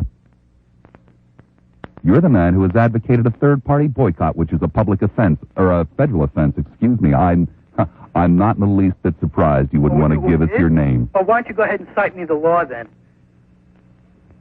Not up to Boycotting is me. a federal offense. A third-party boycott is. This is great. Listen to this. Mr. First Amendment here, Mr. Freedom. Boycottings are illegal. What else should be illegal, Bob? Oh, no, sir. I didn't say, sir, jerk. I didn't say boycotting is illegal. Third-party boycotting is illegal. Where does it, well, tell me, where's the law that says so? You'll find out if we ever find out who you are. Oh, really? That's another muley threat. Well, then why don't you give us your name? I'm not going to give, because I've received threats from you and your station already. Oh, you have? Yeah. Cite them. Threats. Physical threats from me and my station. That's right. Oh, you're just a hopeless liar, and you call yourself a Christian. Want me to tell you the people who threaten me? You want me to give you their names? Yeah. Let's see. One is named Johnson. Johnson, The other one, that's his last name. Uh-huh. And the other one's name is Connolly. Uh-huh.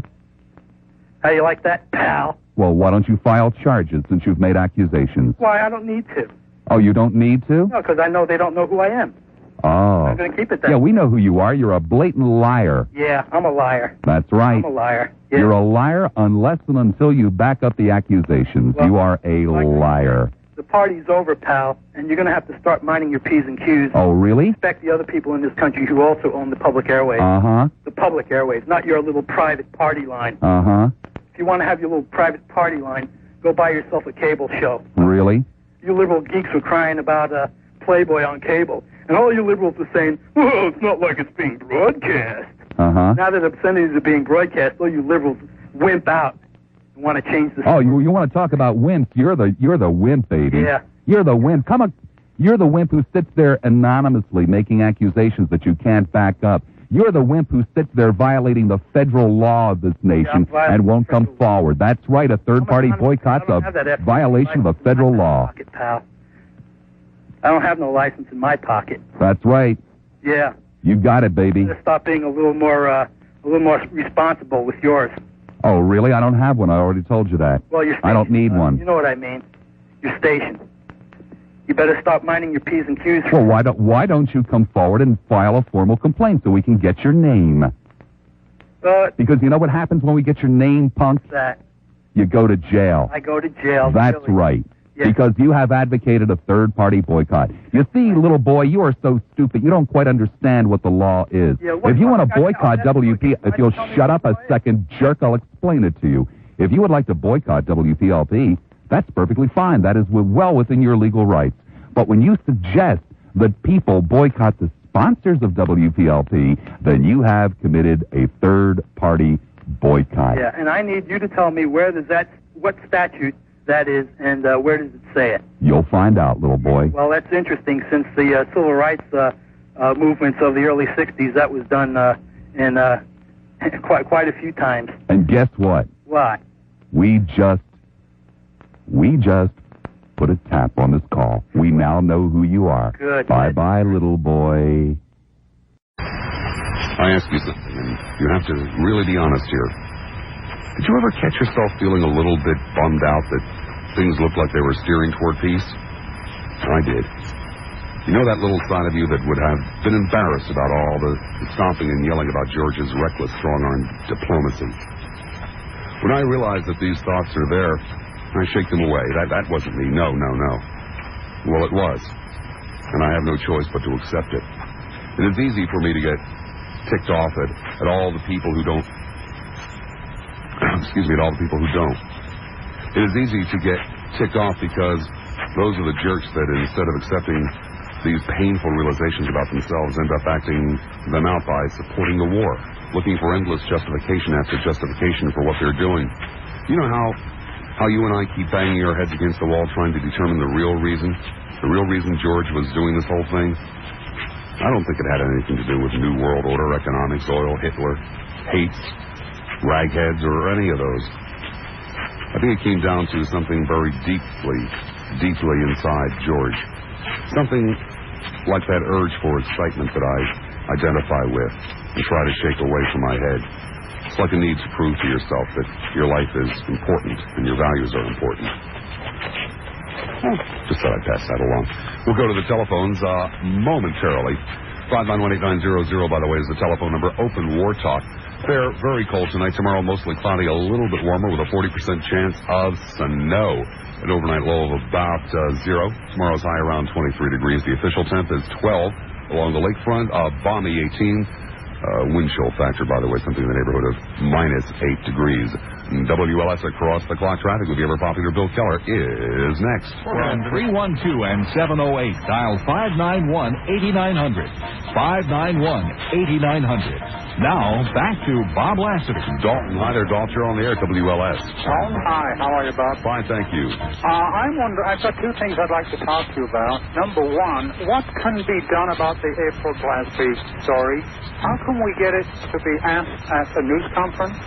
Well, you can't get it to be asked at a news conference, sir. Wouldn't you think so? One of these reporters would have read something about that and asked the question? Well, it was one of the reporters, sir, that wrote something about it that you read. Yeah, I know. But why has not George addressed it? Because it's not going to be addressed at this point in time, sir. That's the kind of thing that you do afterwards. Okay, another With thing. what? The current thing. I'd like your comments on the latest terrorist attack on the taxpayers of the United States from Tel Aviv. The $13 billion request for reparations. They didn't ask for reparations, sir. Pardon? They didn't ask for reparations. What are they for? For several things. It's a 5-year aid request. $13 billion? Yes. How is George going to address that, I wonder? I wouldn't know, sir. Perhaps you could call him 591-8900, 591-8900. Off it is to, let's see, Burbank. Hi there, Burr. You're on the air, WLS. Burbank? Yeah, Burbank. Yeah, I went for a glamorous kind of stuff like the Navy, Army, and the Air Force and all that. I remember one time I went down to join the Army. I went for my physical, my written test. And after I got through, I went to the door. Man said, go out that door. Well, I went out that door with the street. So I just kept right on going and I went home. And they never called me. Okay, hold on a second and I'll put you on with Bob. 591-8900, 591. 8900 off it is to Downers Grove. Hi there, Downer. You're on the air at WLS. First time call, Mr. Lassiter. I wanted to kind of talk about a couple things. So 2 nights ago, I was listening to radio with the war. I listened to a Mr. Ed Till, if I got the last name right, on the Loop. Yeah, I guess so. And you really ought to do something better with your nights than listen to him. But well, God, I didn't. I've never listened to. I caught maybe 2 minutes before. Was struck me by. Very few people listen to him. I'm sorry. Very few people listen to him. Well, here's what he was proposing, and this got to me. I mean, this got to me. So I ended up calling. He's proposing dropping the tactical thermonuclear weapons on Baghdad. And I was listening to that. I called this, my hips. What is this man talking about? For what reason? What's his justification? I don't know, but I would strongly suggest that his management consider doing the same to him. 591-8900, 591-8900. Joliet. Hi there, Joliet. You're on the air at WLS. Yes, hi, Bob. Hi. Well, I just wanted to comment on what a young man was saying about the reason that they are saying what they're saying about Israel, that they're not retaliating and everything, is because, he was talking to you not long ago, just about, maybe 10, 15 minutes ago, because they want, the UN wants the world to know that Israel is bowing down now, too. Well, I just wanted to say this, and then I'll hang up and you can make your comments, but I really believe what that man was saying, and because I know... How about the Pope? As being a Christian, just an American citizen and a Christian, that this war that's going on is really between God and Satan for the souls of human beings. The war isn't over oil or the New World, it's God and Satan. Yeah, that's what's really going... I can hardly hear you. I didn't know what your question was. You're incredibly fortunate. Wish I was as fortunate. Pardon me? Go ahead, please. That this war that's going on is between God and Satan for the soul of human beings. And what's happening is that people are lining up, and they're either going to be on the side of the sheep or the goats. They're either going to be on God's side or on Satan's side. And you better believe that if this country and the government was the government that it was founded on, then there wouldn't be any question about going to war for it. This government was founded by God-fearing people. And what needs to happen is it needs to get back to the Word of God. That's exactly what needs to be. And that's why we know what's going on, is because we read the Bible. And there's a number that anyone can call and get the information that we have. It's right out of the Word of God. Really? What's that number? 1-800-643-2545. Doesn't cost anything. It's an 800 number, and we'd be glad to give people more information. 591-8900, 591-8900. Was that 4 or 5 in a row? Right out of the box. Unbelievable. It could be an interesting afternoon.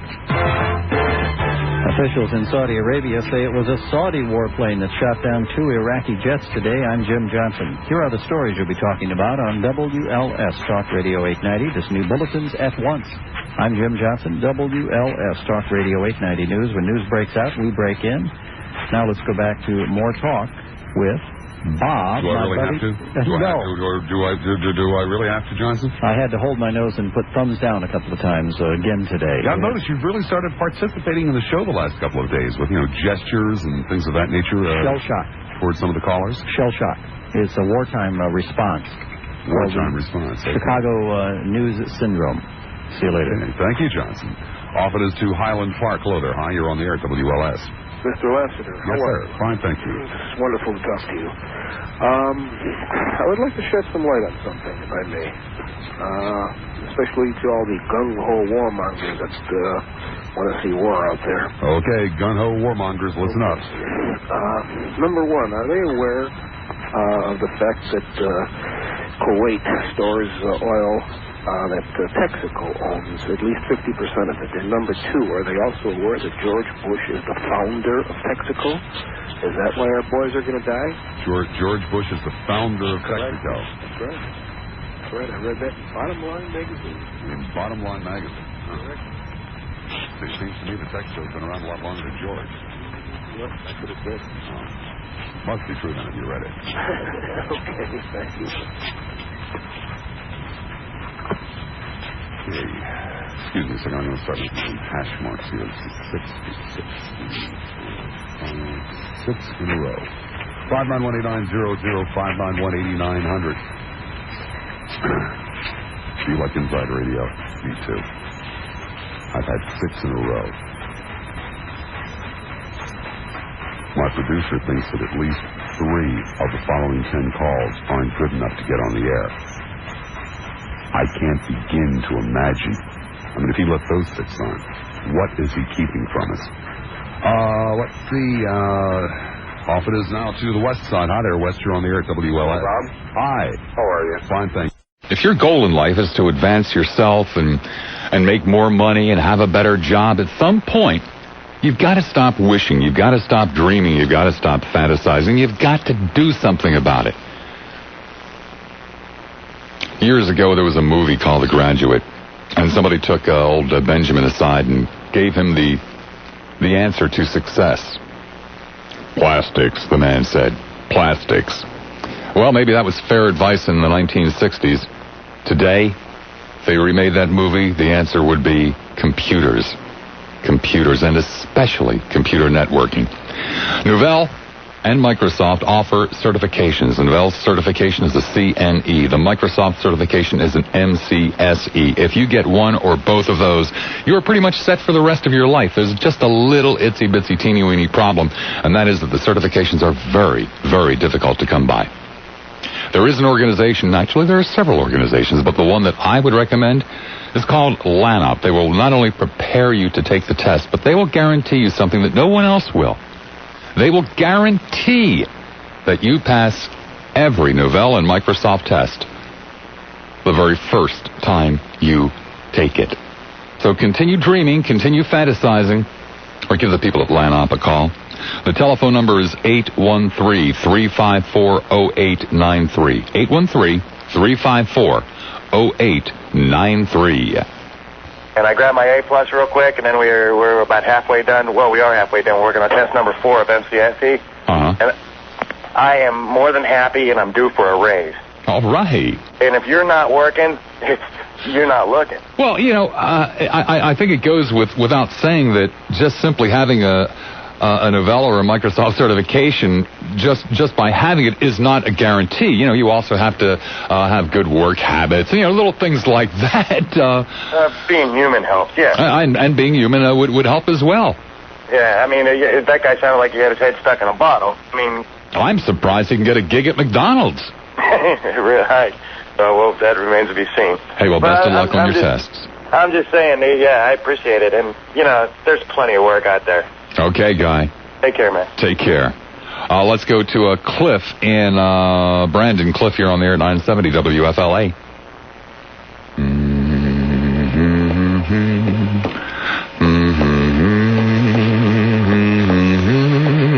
Cliff once.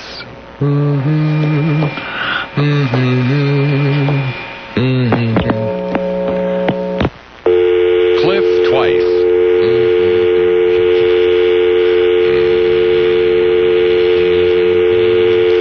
Cliff 3 times.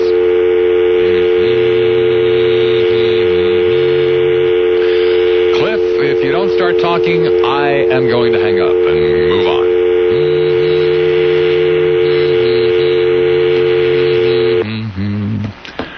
Okay, Cliff, I think that's fair warning, don't you? If you'd like to make a call, please hang up and try again. Cliff, my patience are starting to wear thin. If you'd like to make a call, please hang up and try again. Okay, Cliff, screw you. I think I've given you a fair chance. Well, what are you giving me a sour look for? I mean, how much longer should I have held out for the guy? He was coming. He was probably listening to delay. Well, look, this is a big-time radio show, you know, and a big-time radio station, at a big-time market, at a big time of the day. And I think you should give some of our listeners a little bit of... I gave Cliff ample opportunity to come to the phone. Now, there's some guys that, would have been, oh, screw Cliff, and have gone on to the next call right away. But no, I am a reasonable man, and I don't deserve frowns in there from you. Well, some of our callers deserve a little bit of a break.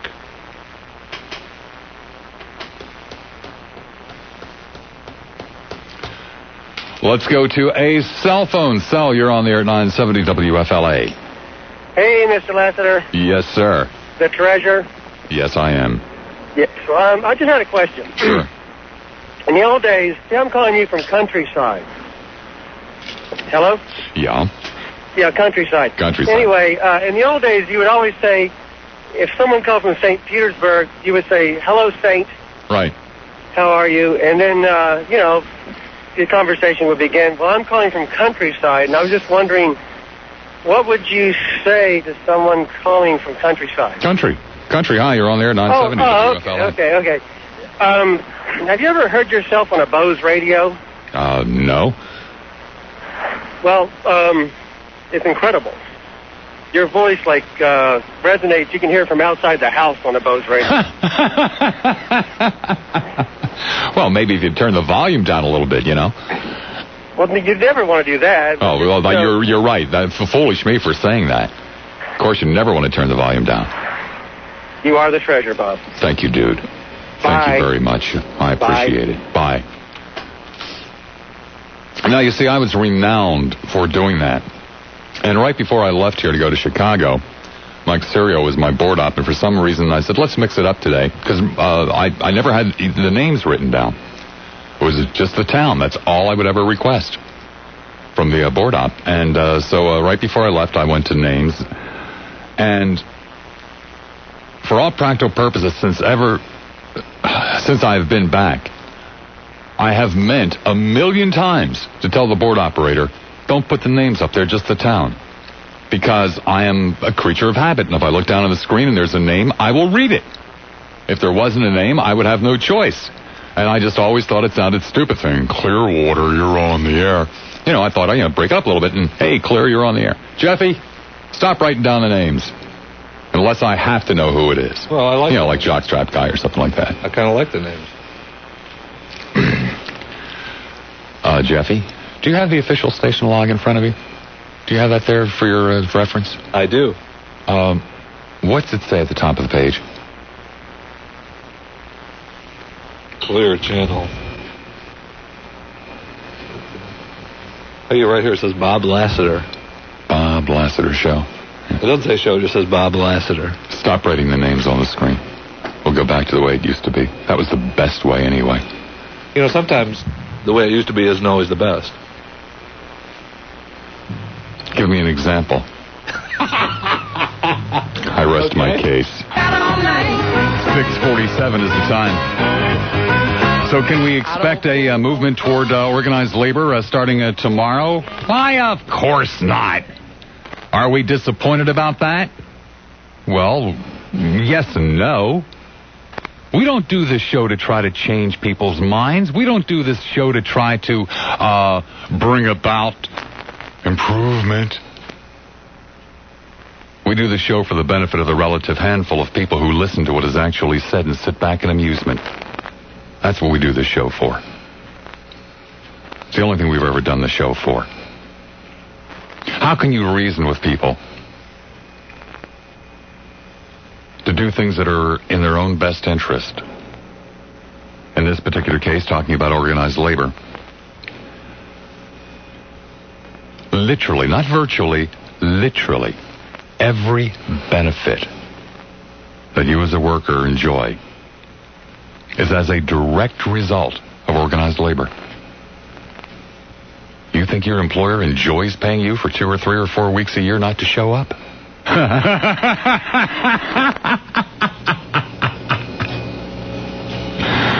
Do you think your employer enjoys making a contribution to your retirement fund?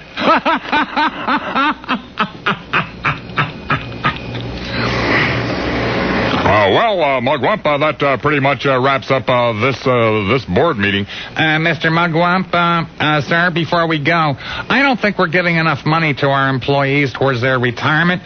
I think you're right, Johnson. I make a motion that we increase. Right. virtually every benefit, virtually everything you have on the gig. All those things that the boss is frantically trying to figure out a way to eliminate right now. And in most cases, very successfully eliminate. No, you don't need to organize against the boss. The boss is your friend. Yes, indeed. He's your buddy. And as I'd mentioned earlier, the concept of having some kind of an idea as to exactly what you're employed to do and under what circumstances and conditions, and, little things like that. Why, that's absurd.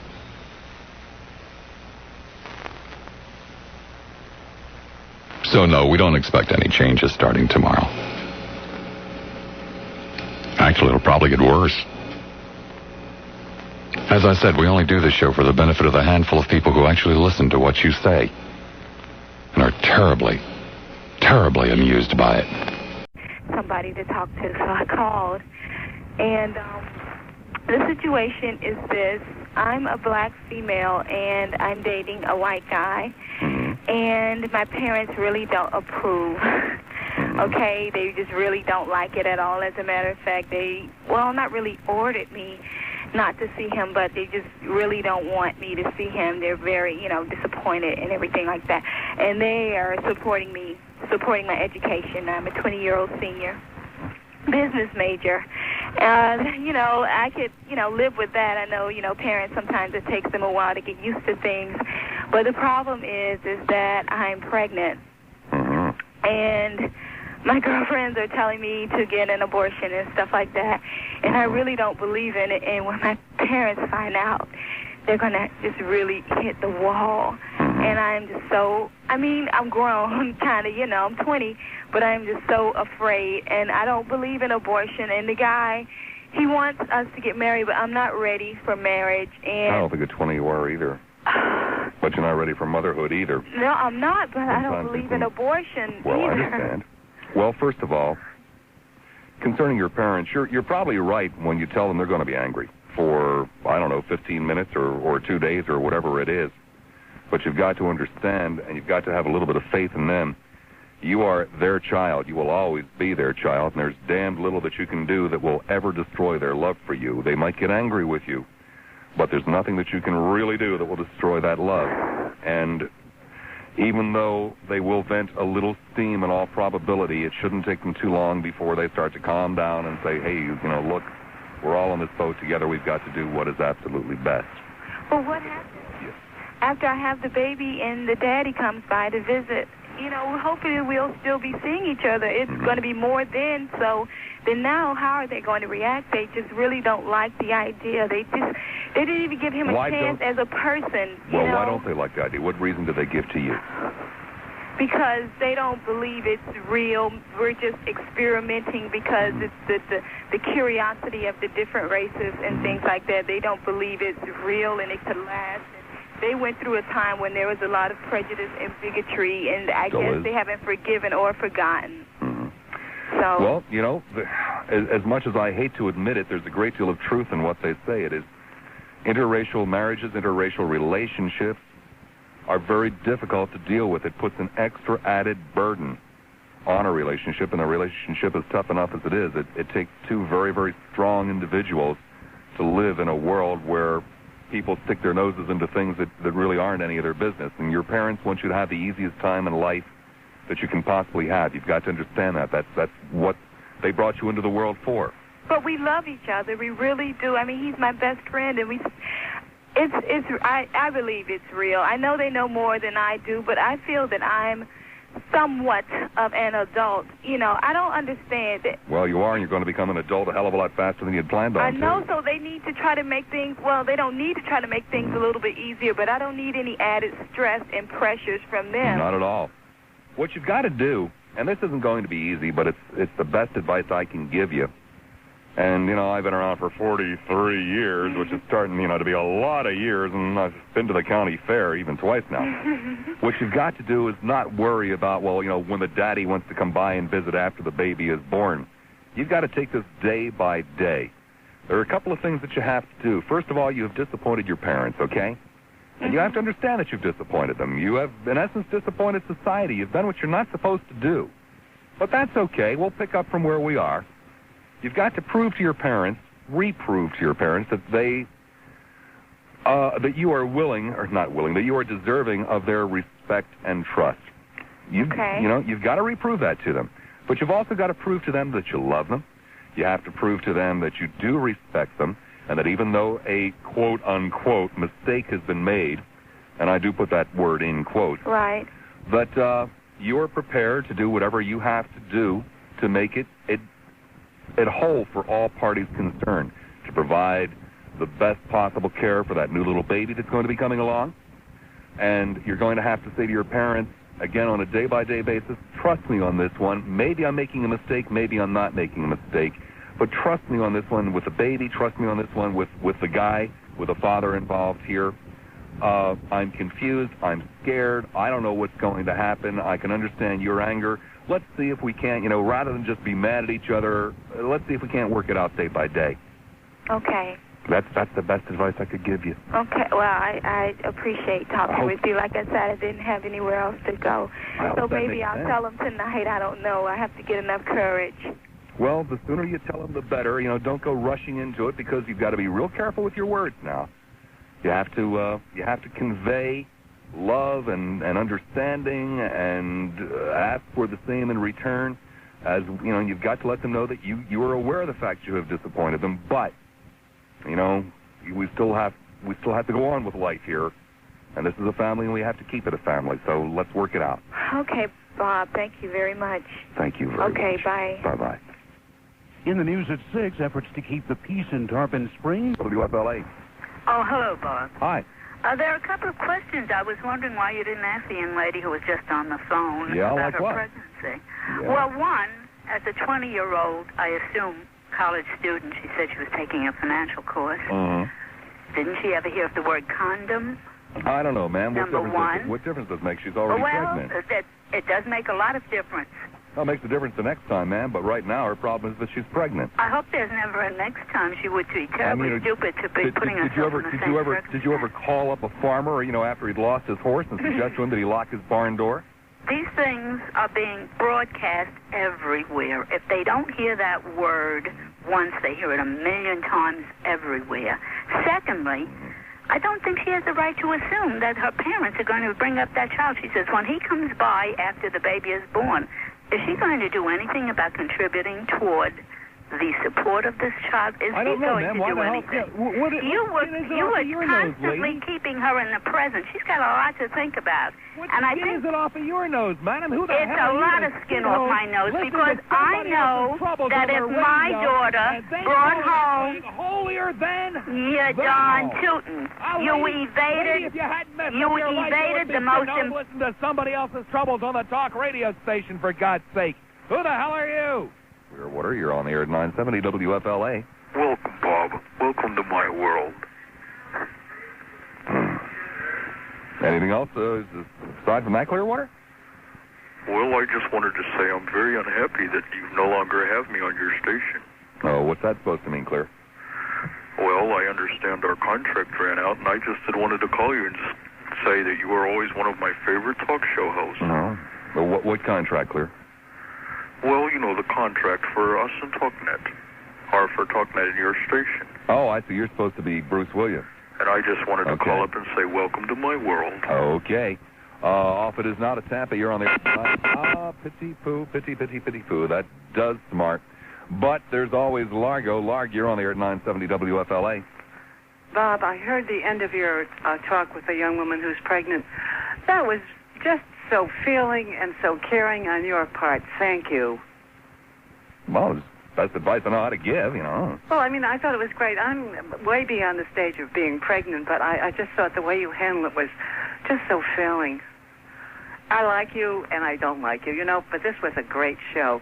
Thank you very much. Bye. It's okay. Some days, lady, I like myself, and some days I don't like myself either. So, you know, I know where you're coming from. 990-9352 in Hillsborough. 461-9352 in the other place. Clearwater, you're on the air at 970 WFLA. Bob, you know, Bob, that young lady that was pregnant? No, I don't know about the lady her. that But... was talking about she is pregnant now? Yeah. That's the same one that always calls you and says that she loves you, Bob. No, it isn't. Yeah, I know her voice, Bob. That was her. Oh, well, I'm sorry, young person there. It wasn't the same one. Well, Bob, I hope someday, Bob, you know that it was her, Bob. Well, if you say so, I what the hell? I don't care. Oh, you fool!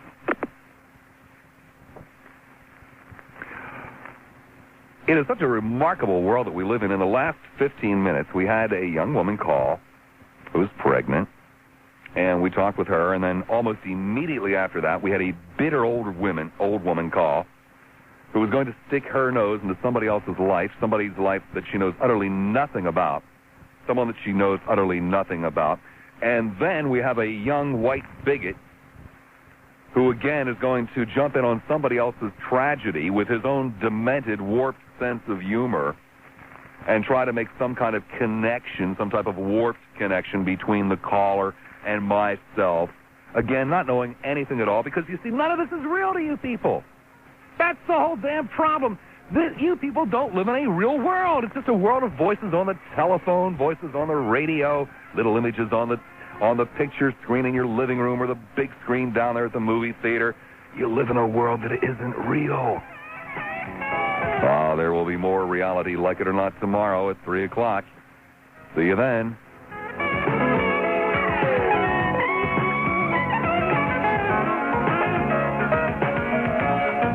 On the air, WPLP. Hello? Hello. Oh, you're at it again. Religion and sex. No, my dear, I didn't mention sex. Would you like me to? How do you feel about lesbian priests? Me? Yes, you. A human being is a human being. If they believe in God, fine. What's the big deal? Well, but how do you feel about lesbian priests? Wouldn't bother me one bit. How about oral sex? Me? Never had it, never even wanted it, and it turns my stomach. Not the least bit surprised. 8:36 the time. Largo, you're on the air at WPLP. You're at WPLP.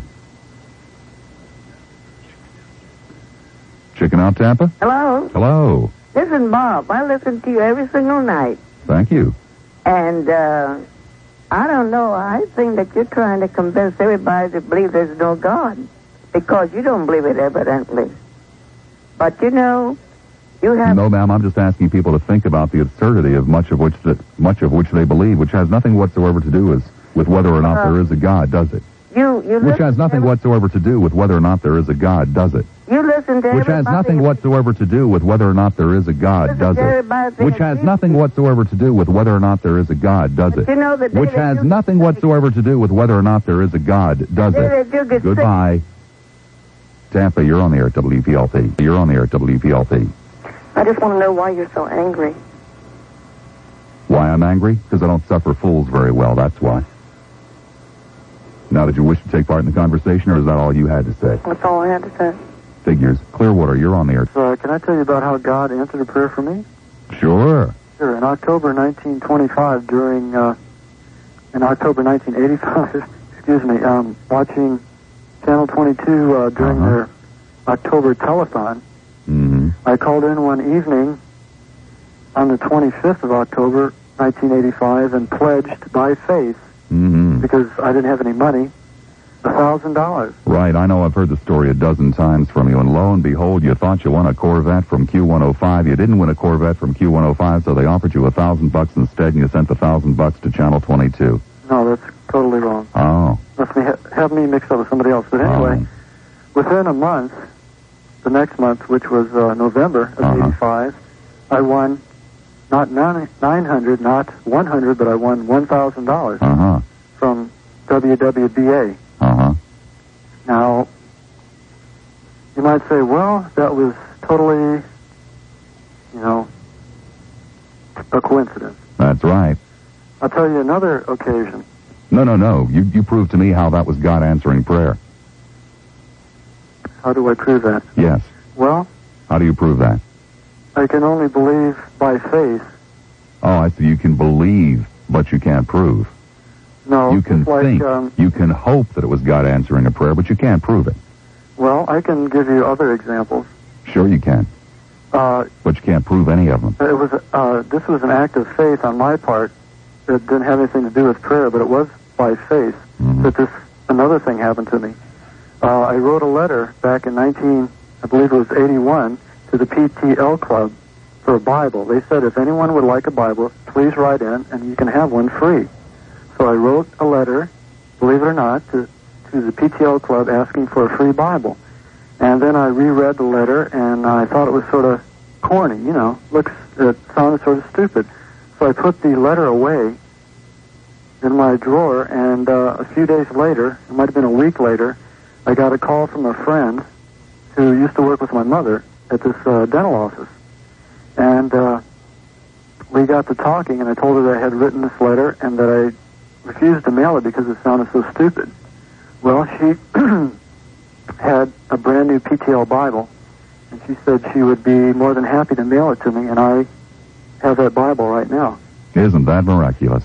But I have other things that happened to me. Mm-hmm. And you ever pray for a cure for cancer? No, it was a miracle. Doesn't surprise me. It was a miracle. Not a healing, but it was a miracle in and of itself. Mm-hmm.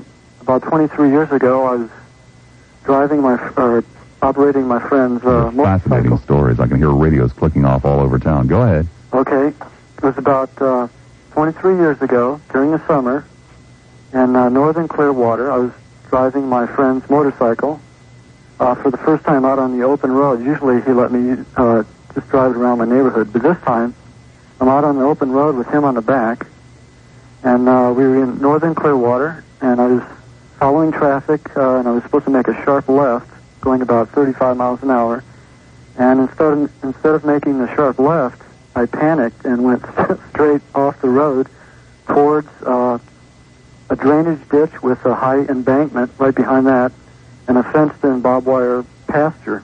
Great. Don't paint us a picture. Let's just get to the bottom line. Okay, the bottom line is that we didn't wear helmets in those days. You know, we just had Levi's on and perhaps that explains a lot.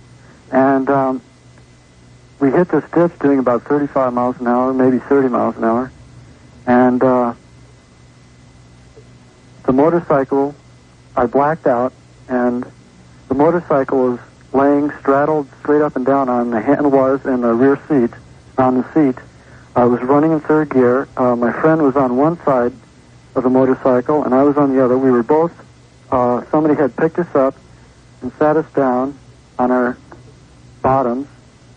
Neither one of us had a scratch or a bruise. Well, it's much more preferable to be sat down on your bottom than your top, I suppose. Well, somebody sat us down on our bottom. Somebody took us off the motorcycle and sat us down in this little drainage ditch. Mm-hmm. And of course you were unconscious. You have no idea how you got into that position. No, I was not unconscious at all. Oh, strange. I could have sworn you said you were. I said that you had blacked out. I blacked out. I did black out just for the... Well, that's unconscious. Before the accident ever happened. You know what I'm saying? I'm saying the motorcycle was straddled the ditch, was running in third gear. I looked through the center of the motorcycle. My friend was sitting, looking at me. I was looking at him, and he had a little nick on his forehead. Other than that, we were perfectly healthy. A man ran over, I remember, in a 53 Chevy. He got out of his car, ran over there, and was asking us, if we were okay, and we just looked at him and said, we're okay. We picked up the motorcycle. The throttle cable was busted, and we drove home. And, in 1960... What a miracle.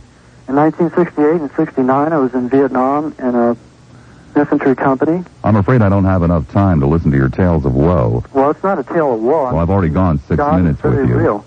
I've already gone 6 minutes with you, and your proof of prayer is that somebody sent you a PTL Bible and that you won $1,000 from a radio station. No, I guess I believe God saw my face in that, writing that letter for the PTL Bible, and he responded to my face. See, the Bible says... Gee, it's too bad you didn't ask for a cure for cancer, you know what I mean? Well, I might just do that. Yeah, why don't you? But see, without faith, it's impossible to please God. Right. And it just never dawned... How old are you? I'm 38. 38 years old, and it never dawned on you to ask God for a cure for cancer. You just asked God for, things like Bibles. Well, when I first became a Christian, I was told that I should have my own Bible. Not to use my parents' Bible or a friend's Bible, but that I should have my own. Well, that's certainly justification for not asking for a cure for cancer. No, that's why I thought I should write, for the Bible. Mm-hmm. And lo and behold. Well, it just seems to me that anybody with this lifetime of proof of how God answers prayer would start praying for things that mattered, that might do the rest of us some good, that might do humanity good. Well, to a Christian, to have a Bible and to read it. Yeah, I know is more important than a cure for cancer. I understand that. Clearwater, you're on the air at WPLP. Hi, I'd like to say, though, that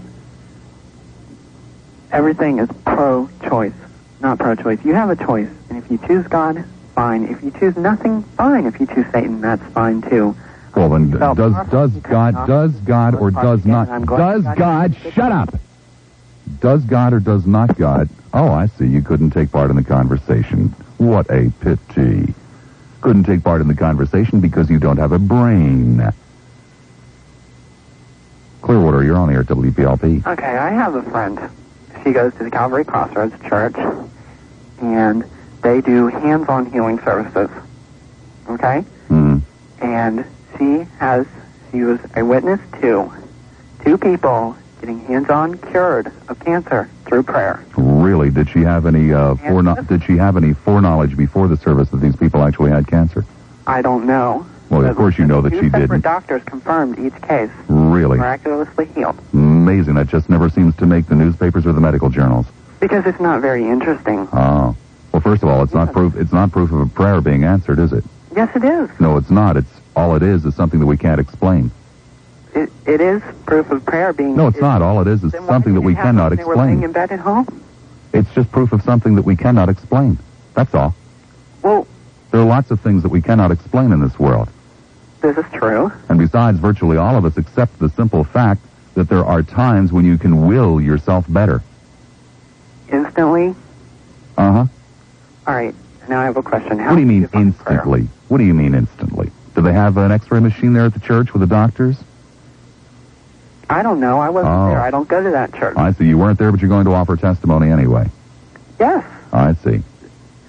Look, she didn't want to comment, okay? She's sitting over here next to me. She won't talk on the phone, mm-hmm. but I just wanted to say this, okay? Mm-hmm. And you've been harping on all night this, nobody prays for a cure for cancer. Well, these people were prayed for by an entire congregation and healed. That's not a cure for cancer. What? That's not a cure for cancer. What we have here are 2 individuals who alleged to have cancer. They did. It was confirmed by doctors before and after. Well, that's not what you said. That they didn't have it afterwards. That was confirmed by the doctors, not that right, they had but it you afterwards. did. But now, let's get this straight here. We had doctors in the church saying they had cancer when they showed up. Have doctors in the church. Oh. Well, you see, I could come on here tonight and tell you that I have terminal lung cancer and that I will die within 3 weeks, except that I have the power to cure myself, and I could announce that I am cured and go to a doctor tomorrow and have him prove that I didn't have lung cancer, couldn't I? If you want to, I mean, whatever you want to do is up to you. That's right. That's what I said a few minutes ago. Just like whatever they wanted to do was up to them. Can't handle it, baby? Tampa, you're on the air at WPLP. Yeah, hello, Bob. Hello. You're listening to The Bob Lassiter Show on News Talk 57, serving Tampa, St. Petersburg, Clearwater. WPLP, Ellis Park. Stand by for CBS News. Rocky, I'm very, very confused. Well, what are you confused about? I'm kind of confused myself, and we all get to that point in our life, but we have to stop, sit down, smell the roses, and try to put our morals together and see what's wrong and what seems to be out of place tonight with you. Well, first of all, Rocky, I mean, you used to be very, very selective with who you would call. Now you're calling just anybody.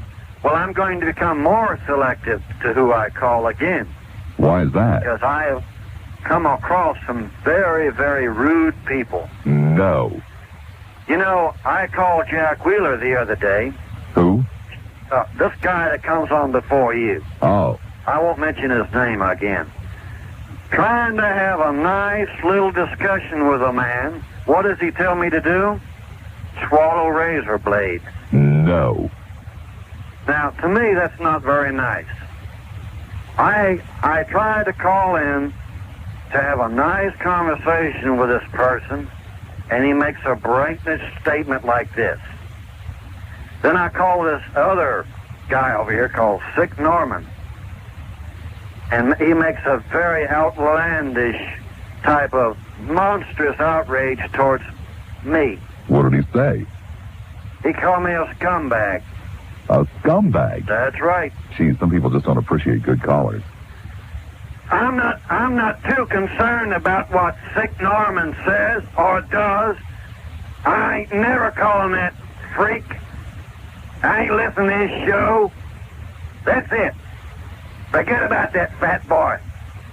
That man is a real smooth-talking Yankee that come down here, come down to my neighborhood, my Southland, my Coat of the Hills area. He wants to tell me and everybody else what to do and how to live. I want my statements made. I want the people to listen to me. I am the man on the phone. I'm the man that calls these people. I ain't got no book in front of me. I ain't got no magazine in front of me. I'm sitting here in a phone booth. I am not fading into an oblivion. I am going to be stronger, harder. You talk about your Solarflex machine. Have you been drinking out of the jug again, Rocky? No. My voice might sound a little bit different tonight, does it? Well, yes, it does. That's because I'm in a phone booth, and it sounds like I'm in an echo chamber. And a lot of times when I sing in a phone booth. You go into phone booths and sing? I'm a songwriter, Mr. Lassiter, and I'm also a poet.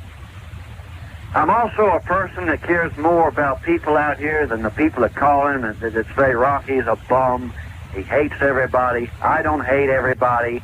I'm going to say this, that I do not hate any group of people. I am a segregationist. I don't go around killing people. I don't go around stringing up people. I don't want to see people go hungry and starve. I don't want to see people involved in car wrecks.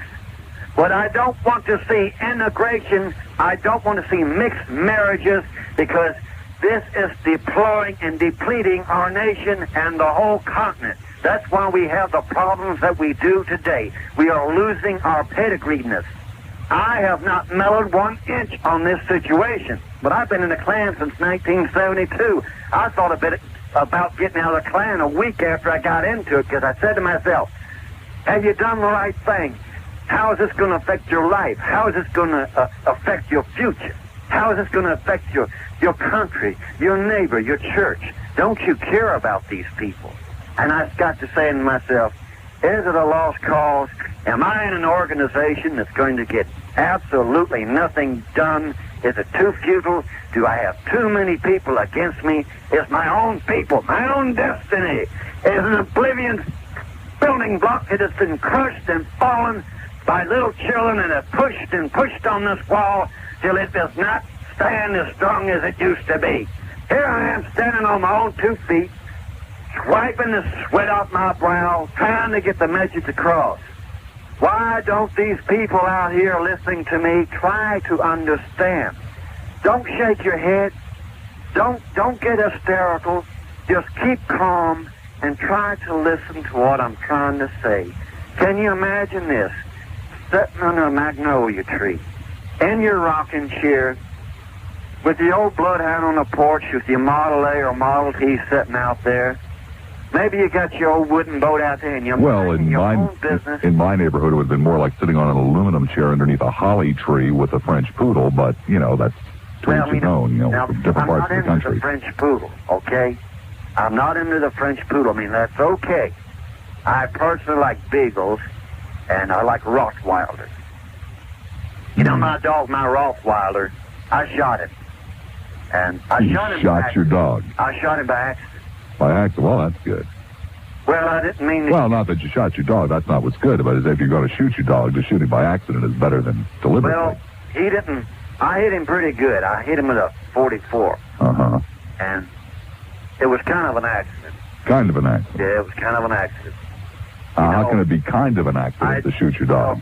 It's like this. You're only trying to scare him. I shot him, but after I'd done it, I was sorry I'd done it. Oh. He was pretty old anyway. You see, this is the point I'm trying to make. I wish these people would forget about New York for long enough to try to grasp what I'm trying to do here. They have to realize that they're in my neighborhood. I was born and raised in this area, and all my ancestors were. These people are coming in here, pushing me around, saying, hey, I want to raise taxes here. We want to build a stadium over here.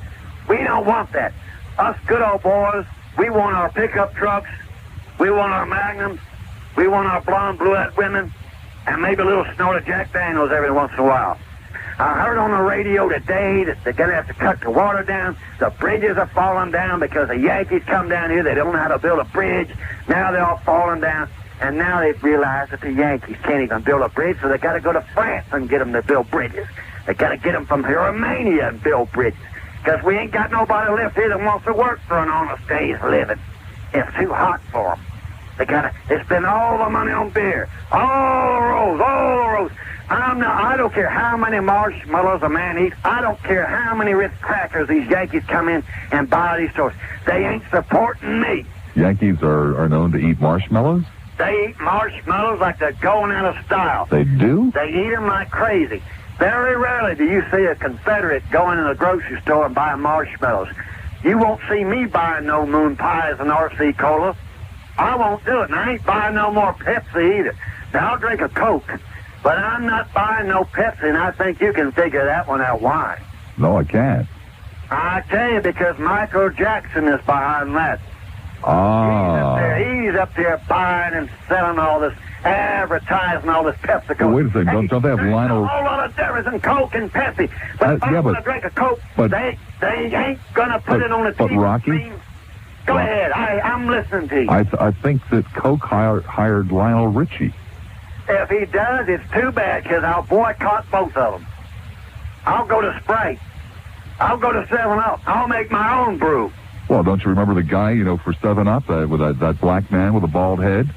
So, there goes 7-Up, too. You're right. And Sprite is made by either Coke or Pepsi. Coke makes the Sprite. It's all controlled by the same people. There was a time in the South when we didn't have Coca-Cola. The only place you could get that was up where the Yankees lived. We were happy with our sassafras. We were happy with our shine. But you had to have all these Yankees come down here and tear down all the stills. Yankees don't even like the cars. I don't think they got all of the stills. Well, they ain't got mine. Didn't think so. I got my still up here in Clearwater, and they never, ever gonna bust it up. I don't care if it's an insurance man, the IRS man, they don't mess with my moonshine. Nobody messes with my shine. Nobody. Let them come in.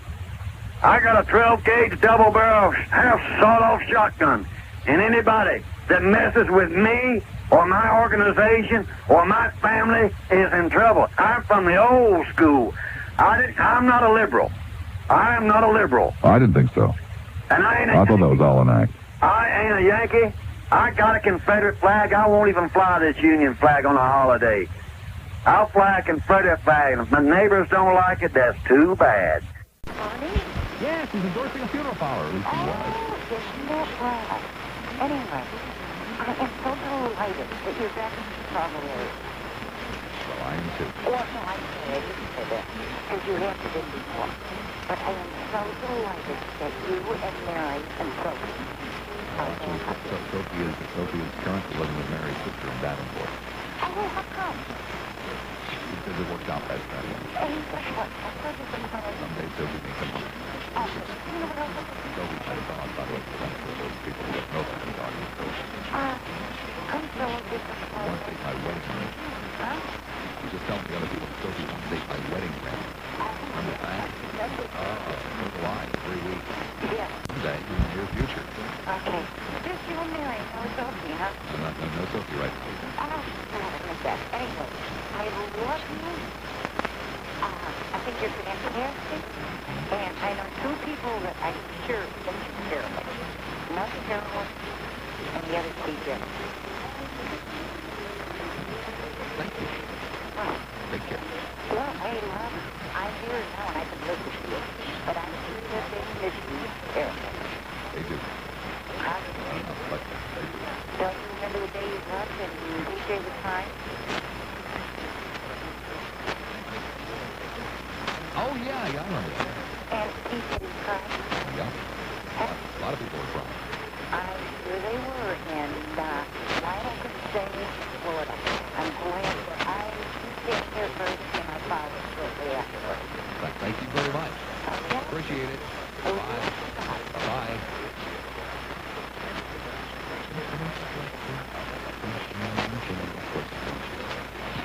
I'm Catherine John, filling in for Dave Taylor. Oh, copy? Newspapers don't like to carry false ads. Okay. They have, there's credibility involved. So that's the first thing I do is I check with the newspaper. Right now, all it is really is a personal vendetta. Oh, I understand. Hey, I understand. I've gotten more upset over minor things than you are. Heard you on the radio, so I appreciate it. I'm sure somebody else wants to talk to you. Thank you very much. Take care. 591-8900, 591-8900. Another car phone. Hi there, car. You're on the air. Hello. Hello, car. Yeah. One thing. About the phone company and the direct telemarketing. I don't like to defend the phone company because they I know. The poor phone company has to sell the... What most of the telemarketing isn't done from lists from the phone company is from people like American Express and lately a lot of the stuff is just random numbers based upon a certain area of the country that they happen to be targeting. Well, that's supposed to be illegal, to the best of my knowledge. You're not supposed to, I'm pretty sure it's against federal law to just call it random. You're supposed to actually program the numbers in. Well, but they're computer-generated numbers based upon a certain market area. They say that they want, northwest suburban Chicago area. They will, program the computer to dial numbers, residential numbers in that area when they think people are going to be home. And one other thing, one last little tip. What I use when people call at home is I say, gee, I'm really interested in what you're talking about. You're calling me at my home. Would you give me your home phone number so I could call you? Generally stop the pitch. Oh, you're a very mean man. Very mean. I love it. But I love you. Keep it up. I think you're getting people in Chicago to think a little bit. Thank you much. And I appreciate it, and listen to you all the time. Be good. Thanks. Take care. 591-8900. McHenry. Hi there, Mick. You're on the air, WLS. Oh, hi. Hi.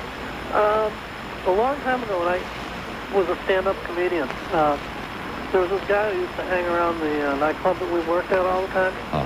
And I was, like most stand-up comedians, real broke. So I said, well, I got a job for him. So for about a week, I went around collecting money from businesses that this place would send me to. And what it was this guy and his friend would call up business on a totally charity and hit them up for money and for some kind of a children's theater network.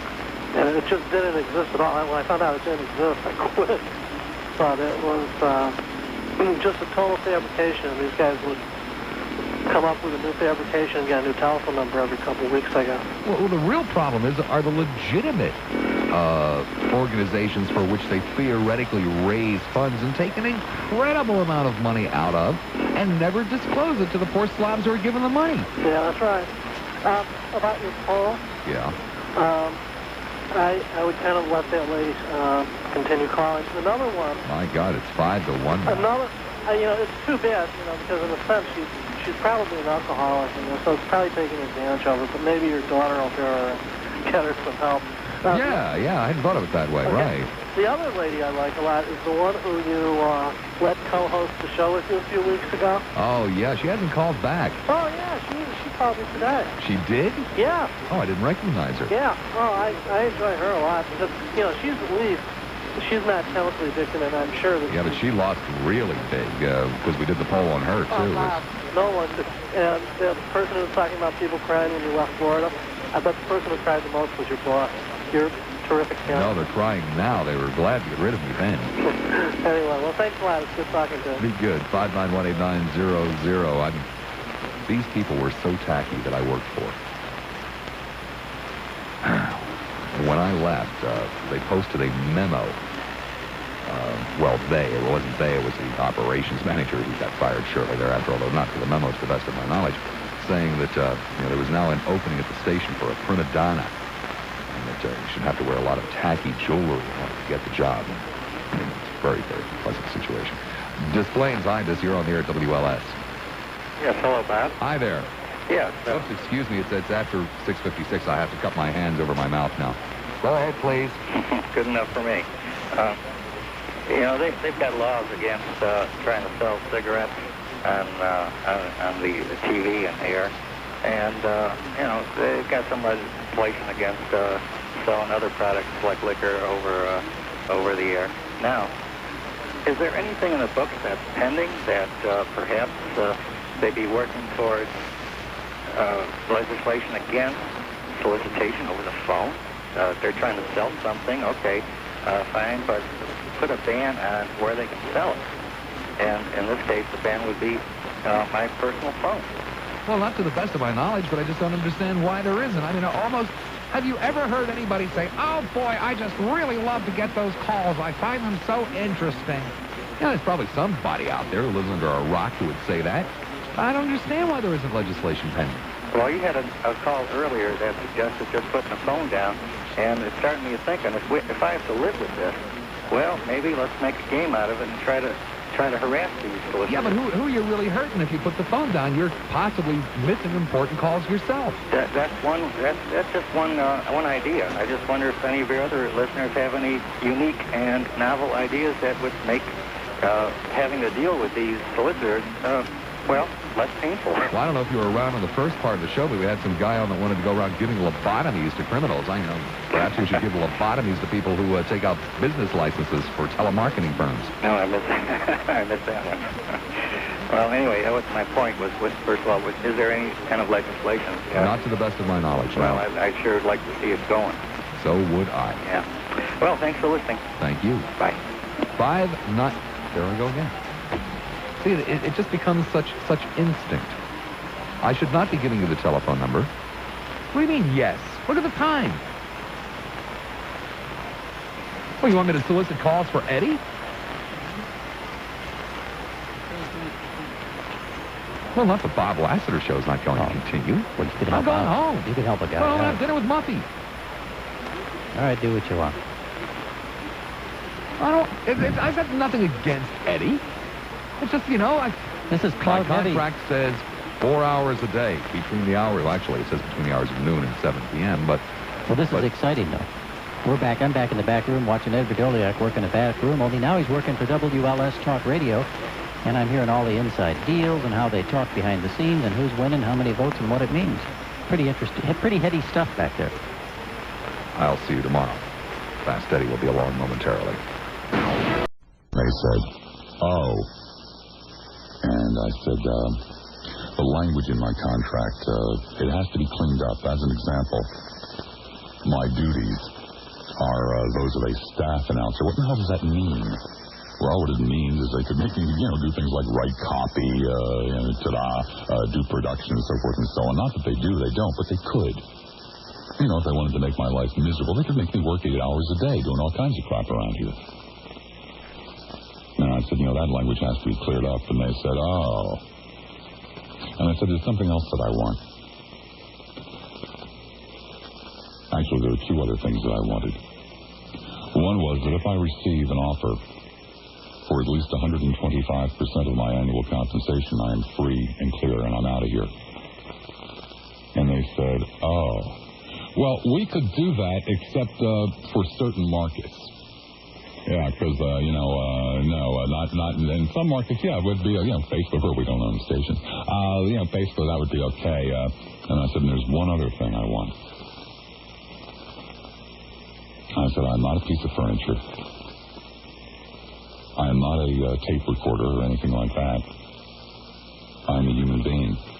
And as such, I want a 30-day window on either side of a sale of this company, J-Corps at the time, to any other company, because if I don't like that company, I do not wish to be locked into them. And they said, oh, no. Absolutely not. What? I mean, come on, baby. No. Absolutely not. No way. And so, of course, they told me that I was a number. I was part of the inventory. Not a human being.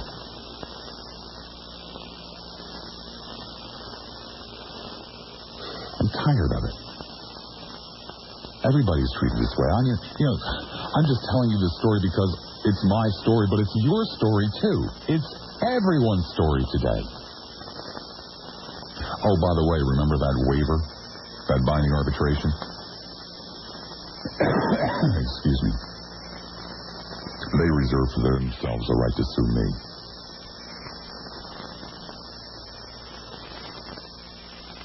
See, what they're really afraid of are damages. I mean, as an example, let's say that they deliberately shortchanged me $5 a week in my pay. And I got on to it. I could sue them for that. And, of course, there would be actual damages. Let's say they did it for 10 weeks. There would be actual damages, $50. Piece of cake, slam dunk in court. But what if I had a jury trial? And what if the jurors were also sick and tired of being treated like numbers? And they awarded me the $50 that I had actually lost and $1 million in compensation for the outrageous behavior of the big guy. That's what they're terrified of. Arbitrator's not likely to do that. He's going to give me back the $50 and send me on my way. However, they reserve for themselves the right to go into court and say, well, he violated his non-compete and he should give us $10 million. See, the arbitrator would say, well, what actual damage did you suffer? How many spots did you lose? How much revenue did you lose? Oh, well, none, really. Get out of here. Jesus. See what I mean? It's not this company. It's every company. Everybody's out to screw you while reserving for themselves the right to really do you in. And everyone's trying to get you to sign a waiver to not do them in. Okay. I had a little fantasy last night. I don't know if I'll ever get to pull it off. But after reading for the umpteenth time... And we can fire you anytime we want to. And there's nothing you can do about it, you know? Plus, of course, we're covered by a collective bargaining agreement. And, we can do that. And you can do it, too. So this little fantasy I had last night was... So let me see if I understand this correctly. You can fire me at any time. Don't have to give me a reason. And you don't have to provide me with any notice. Is that correct? Yeah, we can do that. We can do... Yeah. We can do that. You can, too. So my fantasy last night was that when the time comes, if I get the opportunity, to come in one night, sit down, start the show. 12 minutes after the hour of 5 o'clock. A very good afternoon to you, fun seekers. I'm assisted this afternoon on the other side of the double bulletproof glass, chained to a wall just slightly out of reach of his bowl of drool. My Jeffy, how are you tonight? Hey, great, glad to hear that. Start the show. And in the middle of some segment, simply say, I'm invoking my right. Without notice, without reason, get up and walk out. Maybe on my way out the door, hollering over my shoulder, what's good for the goose is good for the gander. And Sicko stands in from the right side. That most of it does not affect me personally.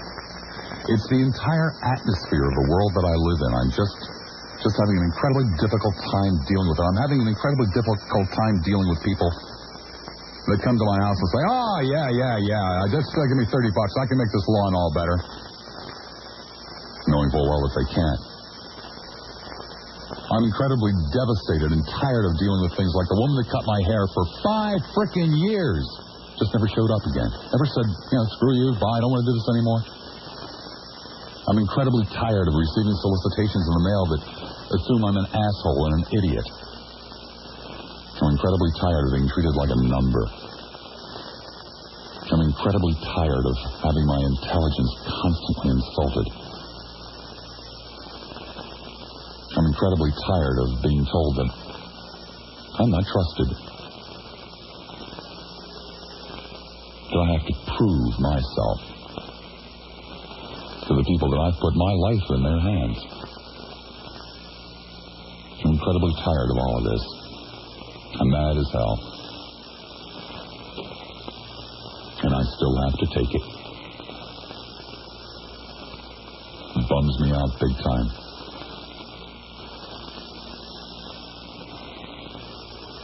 See, I'm not the nicest guy in the world. I'm not a bad man.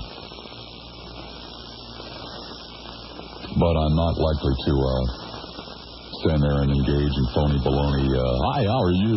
Boy, it's really great to see you. Let me shake your hand. I got a tough conversation when we run into each other on the street. I'm very, very shy, introverted, and so you'll think that I'm a grump. And I guess I am. But I would never do anything to deliberately hurt you. I would never do anything to destroy you. I'm just not going to smile and exchange small talk with you. I'm a trusting man, as most people are. You say that you're going to cut my grass or cut my hair or fix my car or do this or do the other. I'm going to trust you until you prove yourself incompetent. And then I'm going to shake my head and walk away. I'm not going to try to destroy you.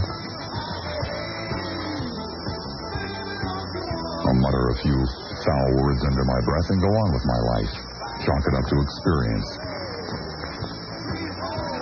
I just don't understand. I just do not understand the world that I live in. And I want desperately to walk away from it. Because it ain't going to change. It could change. It would change.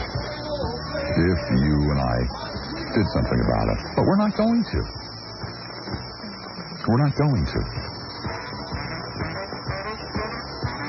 And all the people that have control of our lives, they're very well aware of that. And that's why every day they just push a little bit further. Not too much, just a little bit. And tomorrow, they're going to push just a little bit further. Not too much, just a little bit. And the day after that, you get to push it.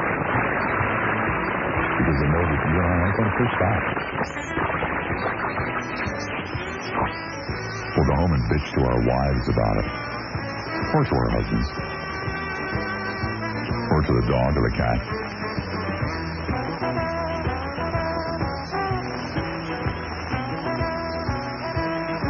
You know the really bad part about it is it has an effect on us. It has a profound effect. Makes us less trusting. Makes us more likely to get even. You know, like my little fantasy. Hello? Hello? Hello? I guess there's nobody there. Hello? Yeah. Hi. Bob? Yeah. Hi. Hi. Clark Gable. Listen, Clark Gable? Yeah. Yeah, you just had a vacation up in Cape Cod, right? Oh, that's true, yes. Okay. Did you ever hear the Cape Cod Mystery Radio Theater, Mystery of the Mind? No, I didn't. Okay. I have a tape that I got. You know, I filed for these tapes to get the old-time mystery shows on, radio, which are no longer available on radio. But anyways, I wanted to send you a tape. because I figured you'd get a kick out of it because it's about death of a radio star on a on a talk show. Uh-huh. And I was wondering, where do I send it? To WFLA. And what's the address? 801 East Jackson. Okay. Tampa. And make it attention to you. Please. All right. Thank you, sir. Okay, thank you. Hello? Hello. Hello? I'd like to speak to Bob. Okay. Problem. You have a problem? Yeah, big problem. A big problem? Well, what's your big problem? Well, I'll tell it to Bob when I talk to him. Well, but suppose you don't see him. Well, I don't want to see him. I want to talk to him. You don't want to see him, but you want to talk to him. You don't think you could stomach him? Why not? I just don't think I could. Well, why would you say something like that? Well, I've seen pictures of him. Yeah? Sitting in a boat and picture in a magazine. Uh-huh. Yeah.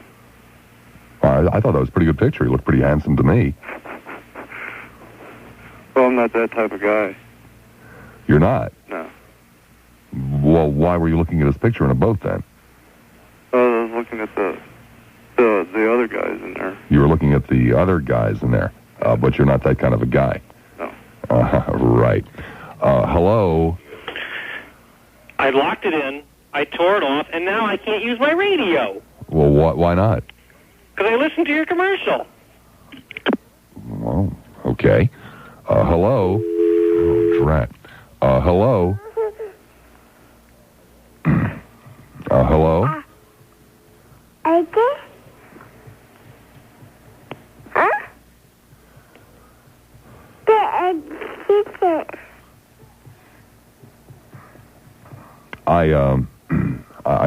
I feel really bad about this. I don't like to be rude to young children when they call. Dearie, this is not the Q105 request line. I'm sorry, honey. Hello? Yes, I'd like to speak with Bob and be on the radio. Why would you want to do that? Well, this is the first time I've had an opportunity to call. I'm off work today, and I listen all the time to Bob, and I got the phone number and thought I'd Friday, thought I'd give him a call and speak with him. And do you have any reason to suspect, sir, that he would want to speak with you? Well, I thought I had a... He has very high standards, you know. I realize that, and I was hoping that I could discuss some topics that he discusses frequently on the radio in regard to the tax increase with the well-to-do and the mid-class as far as tax cuts or increases. Well, what did you want to say about it? Well, I fall into the price range of, I'll make approximately $50,000 a year. And I know Mr. Lassiter makes a fairly decent income. Hell of a lot more than that. Does he? Oh, God, yes. And I was told that he's making quite a lot of money. Quite a bit. And this strictly comes from working 3 hours a day? Yeah. Huh. And it's obscene, isn't it? What's that? It's utterly obscene, isn't it? Now, what I don't understand between you and me, why does Mr. Lassiter constantly put down the vice president?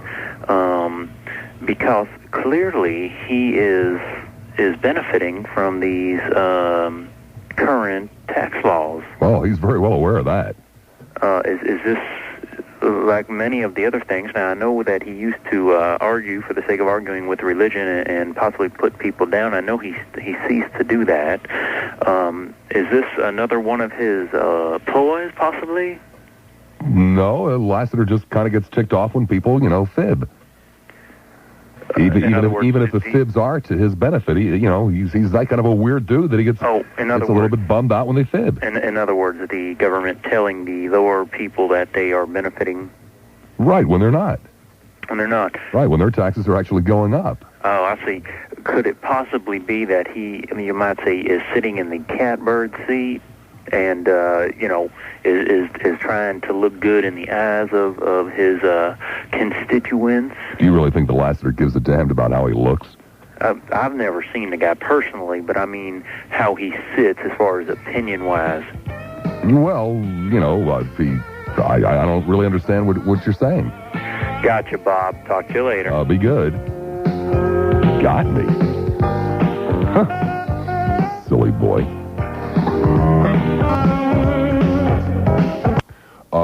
Hello?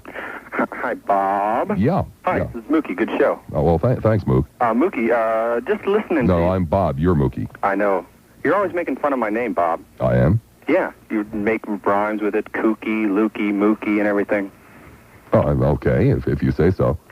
Okay, I've got a couple impressions for you. I've heard a lot of bad impressions today, so I'm ready. A couple of impressions. A couple quick ones. Impressions of callers of Bob. Uh-huh. Okay, here's the angry guy, okay? See if you recognize this one. Tell him about your sister, Bob. Tell him about your sister. Mm-hmm. What were you doing in the Korean War, Bob? Why didn't you tell him? Go ahead, tell him. Well, in that particular case, I was in grammar school. Come on, Bob, tell him about your sister. I don't have a sister. Well, at that point, I'd hang up, probably. Yeah. Here's the computer guy. What kind of computer system do you have, Bob? An Apple II GS. Is that compatible with the Macintosh 4000?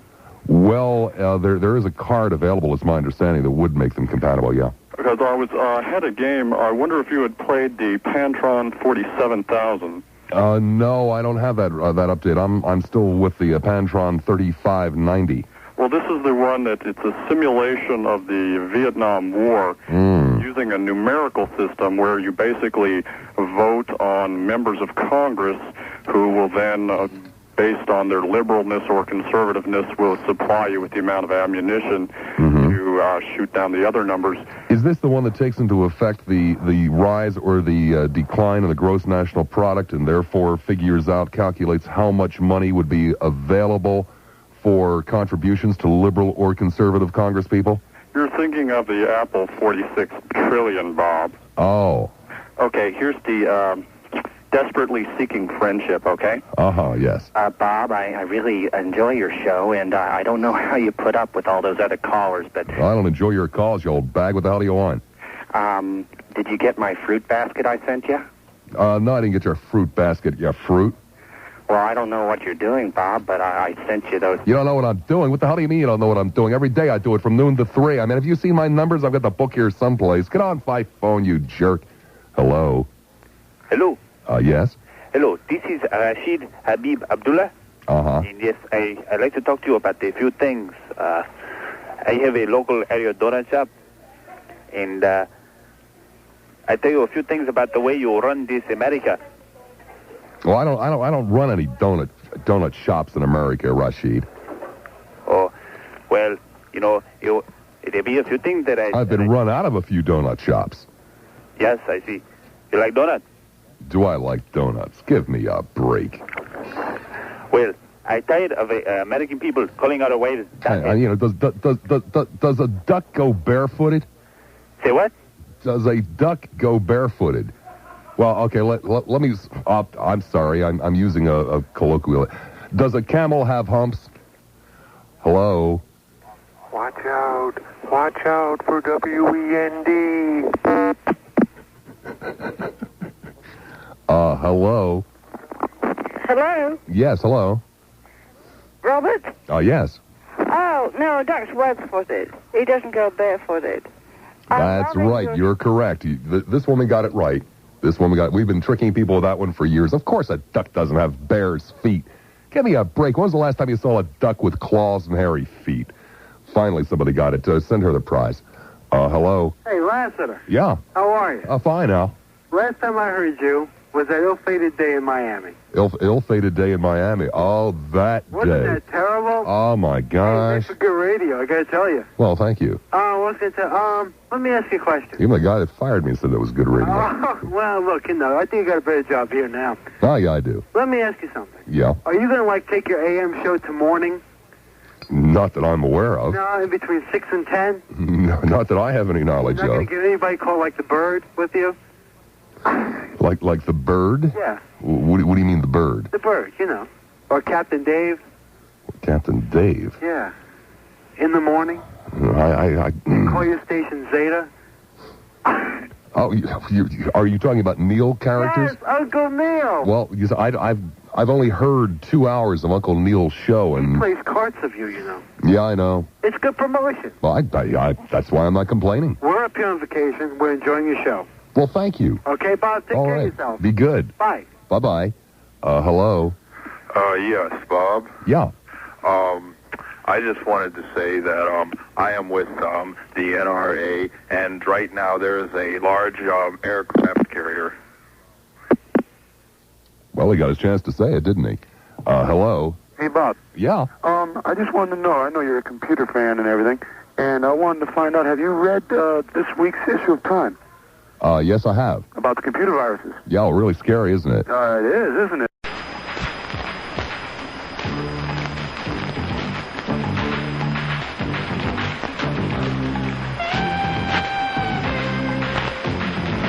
Hey, welcome back there, Fun Seekers. Wednesday, March the 28th, 1998, and a half minutes after the hour of 6 o'clock. Lassiter with you at WLS Talk Radio 890, Chicago's talk station. Let me see if I can explain what happened today. I am, at times, a very simple man, at times a very complex individual, and at times something in between, and today is a very complex day. It all basically started out with trying to order some stuff for my VCR, and I had a miserable time on the phone with 3 different firms that didn't know what the hell they were talking about and kept putting me on hold, and it was very frustrating. You know, I'm sitting there clutching a little credit card in my hand, trying desperately to spend money for new toys, and having a terrible, terrible time doing it. So that didn't put me in the best of humor. And then I come in here, and we have a guest scheduled that, frankly, I didn't care about one way or the other. You know, if we did it, we didn't do it. You know, it just didn't make any differences. You know, on one of the great non-issues of the day, the census. And as I'm leaving the office to come over to the studio, right before 3 o'clock, just as I'm walking past the secretary's desk, I hear her saying, in utter hopeless frustration, "We're getting all kinds of calls for people who want the Parowan Profits address." And that disheartened me. And I continued down the hall, weaving round and round and round. It's kind of like a maze in here. I had my map to help me get to the studio. And hell, I've only been here for 7 months. I can't possibly be expected to remember how to get here from the back office. And anyway, I come into the studio and I sit down and we start the show. And the guest isn't too bad. And he has some reasonably provocative things to say, a little bit off the wall, but that's okay.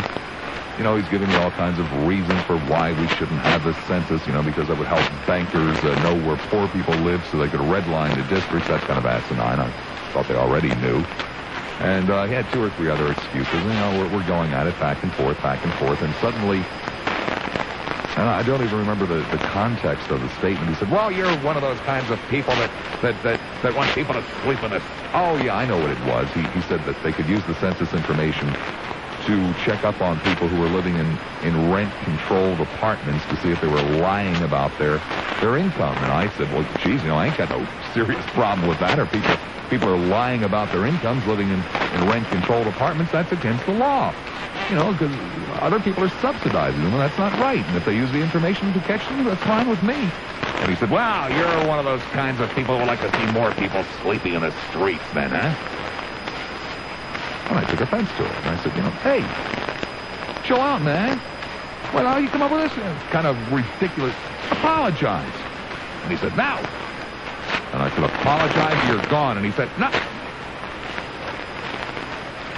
This was about 20 minutes into the first hour, which really left me in somewhat of a quandary because I had lost my temper, hung up on the guy, and I had really nothing else to run with because I hadn't decided what I was going to do the rest of the show on. I had 2 things, and I didn't have monologues for either of them. I cared about both of them, but I hadn't really gotten my thoughts together yet because I spent most of the morning on the phone trying to order the toys.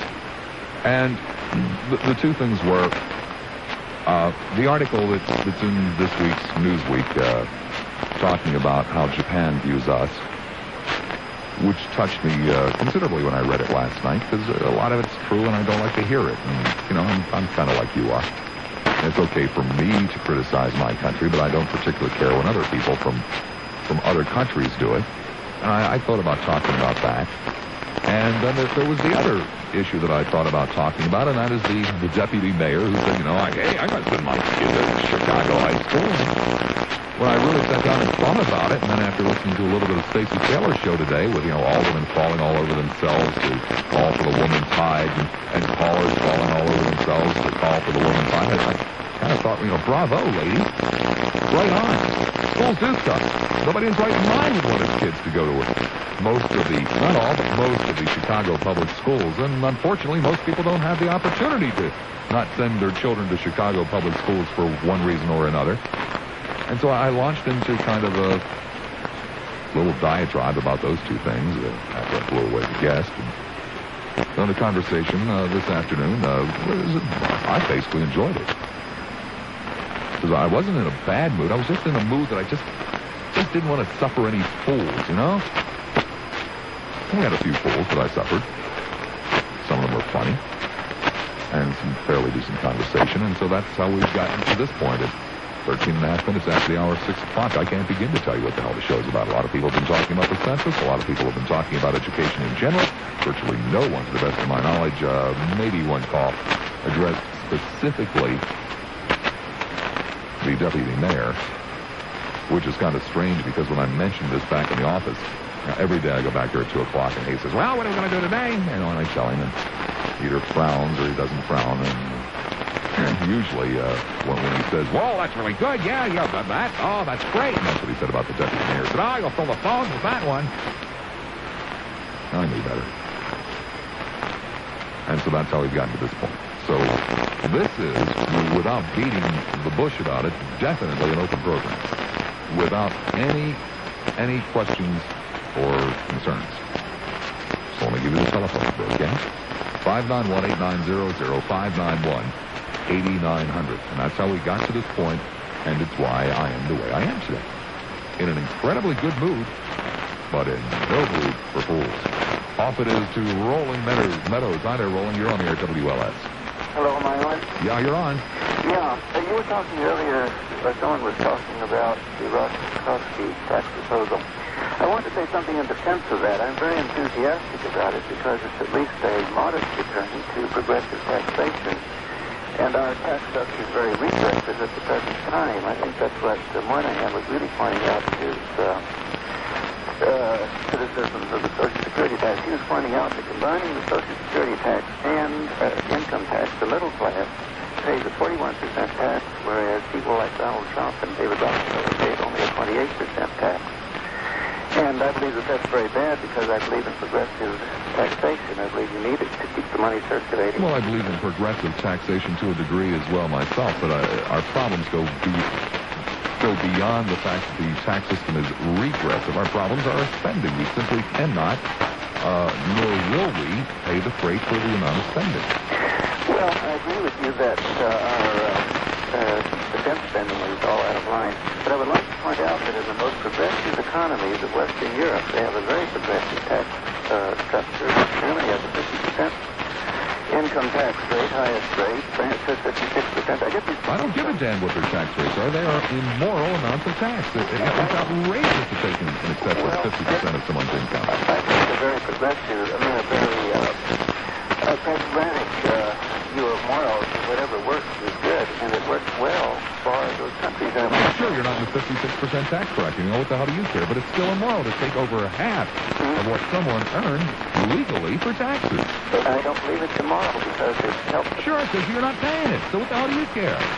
Yes, it's because really rich people are not paying their just taxes that my taxes as a middle-class person are very high.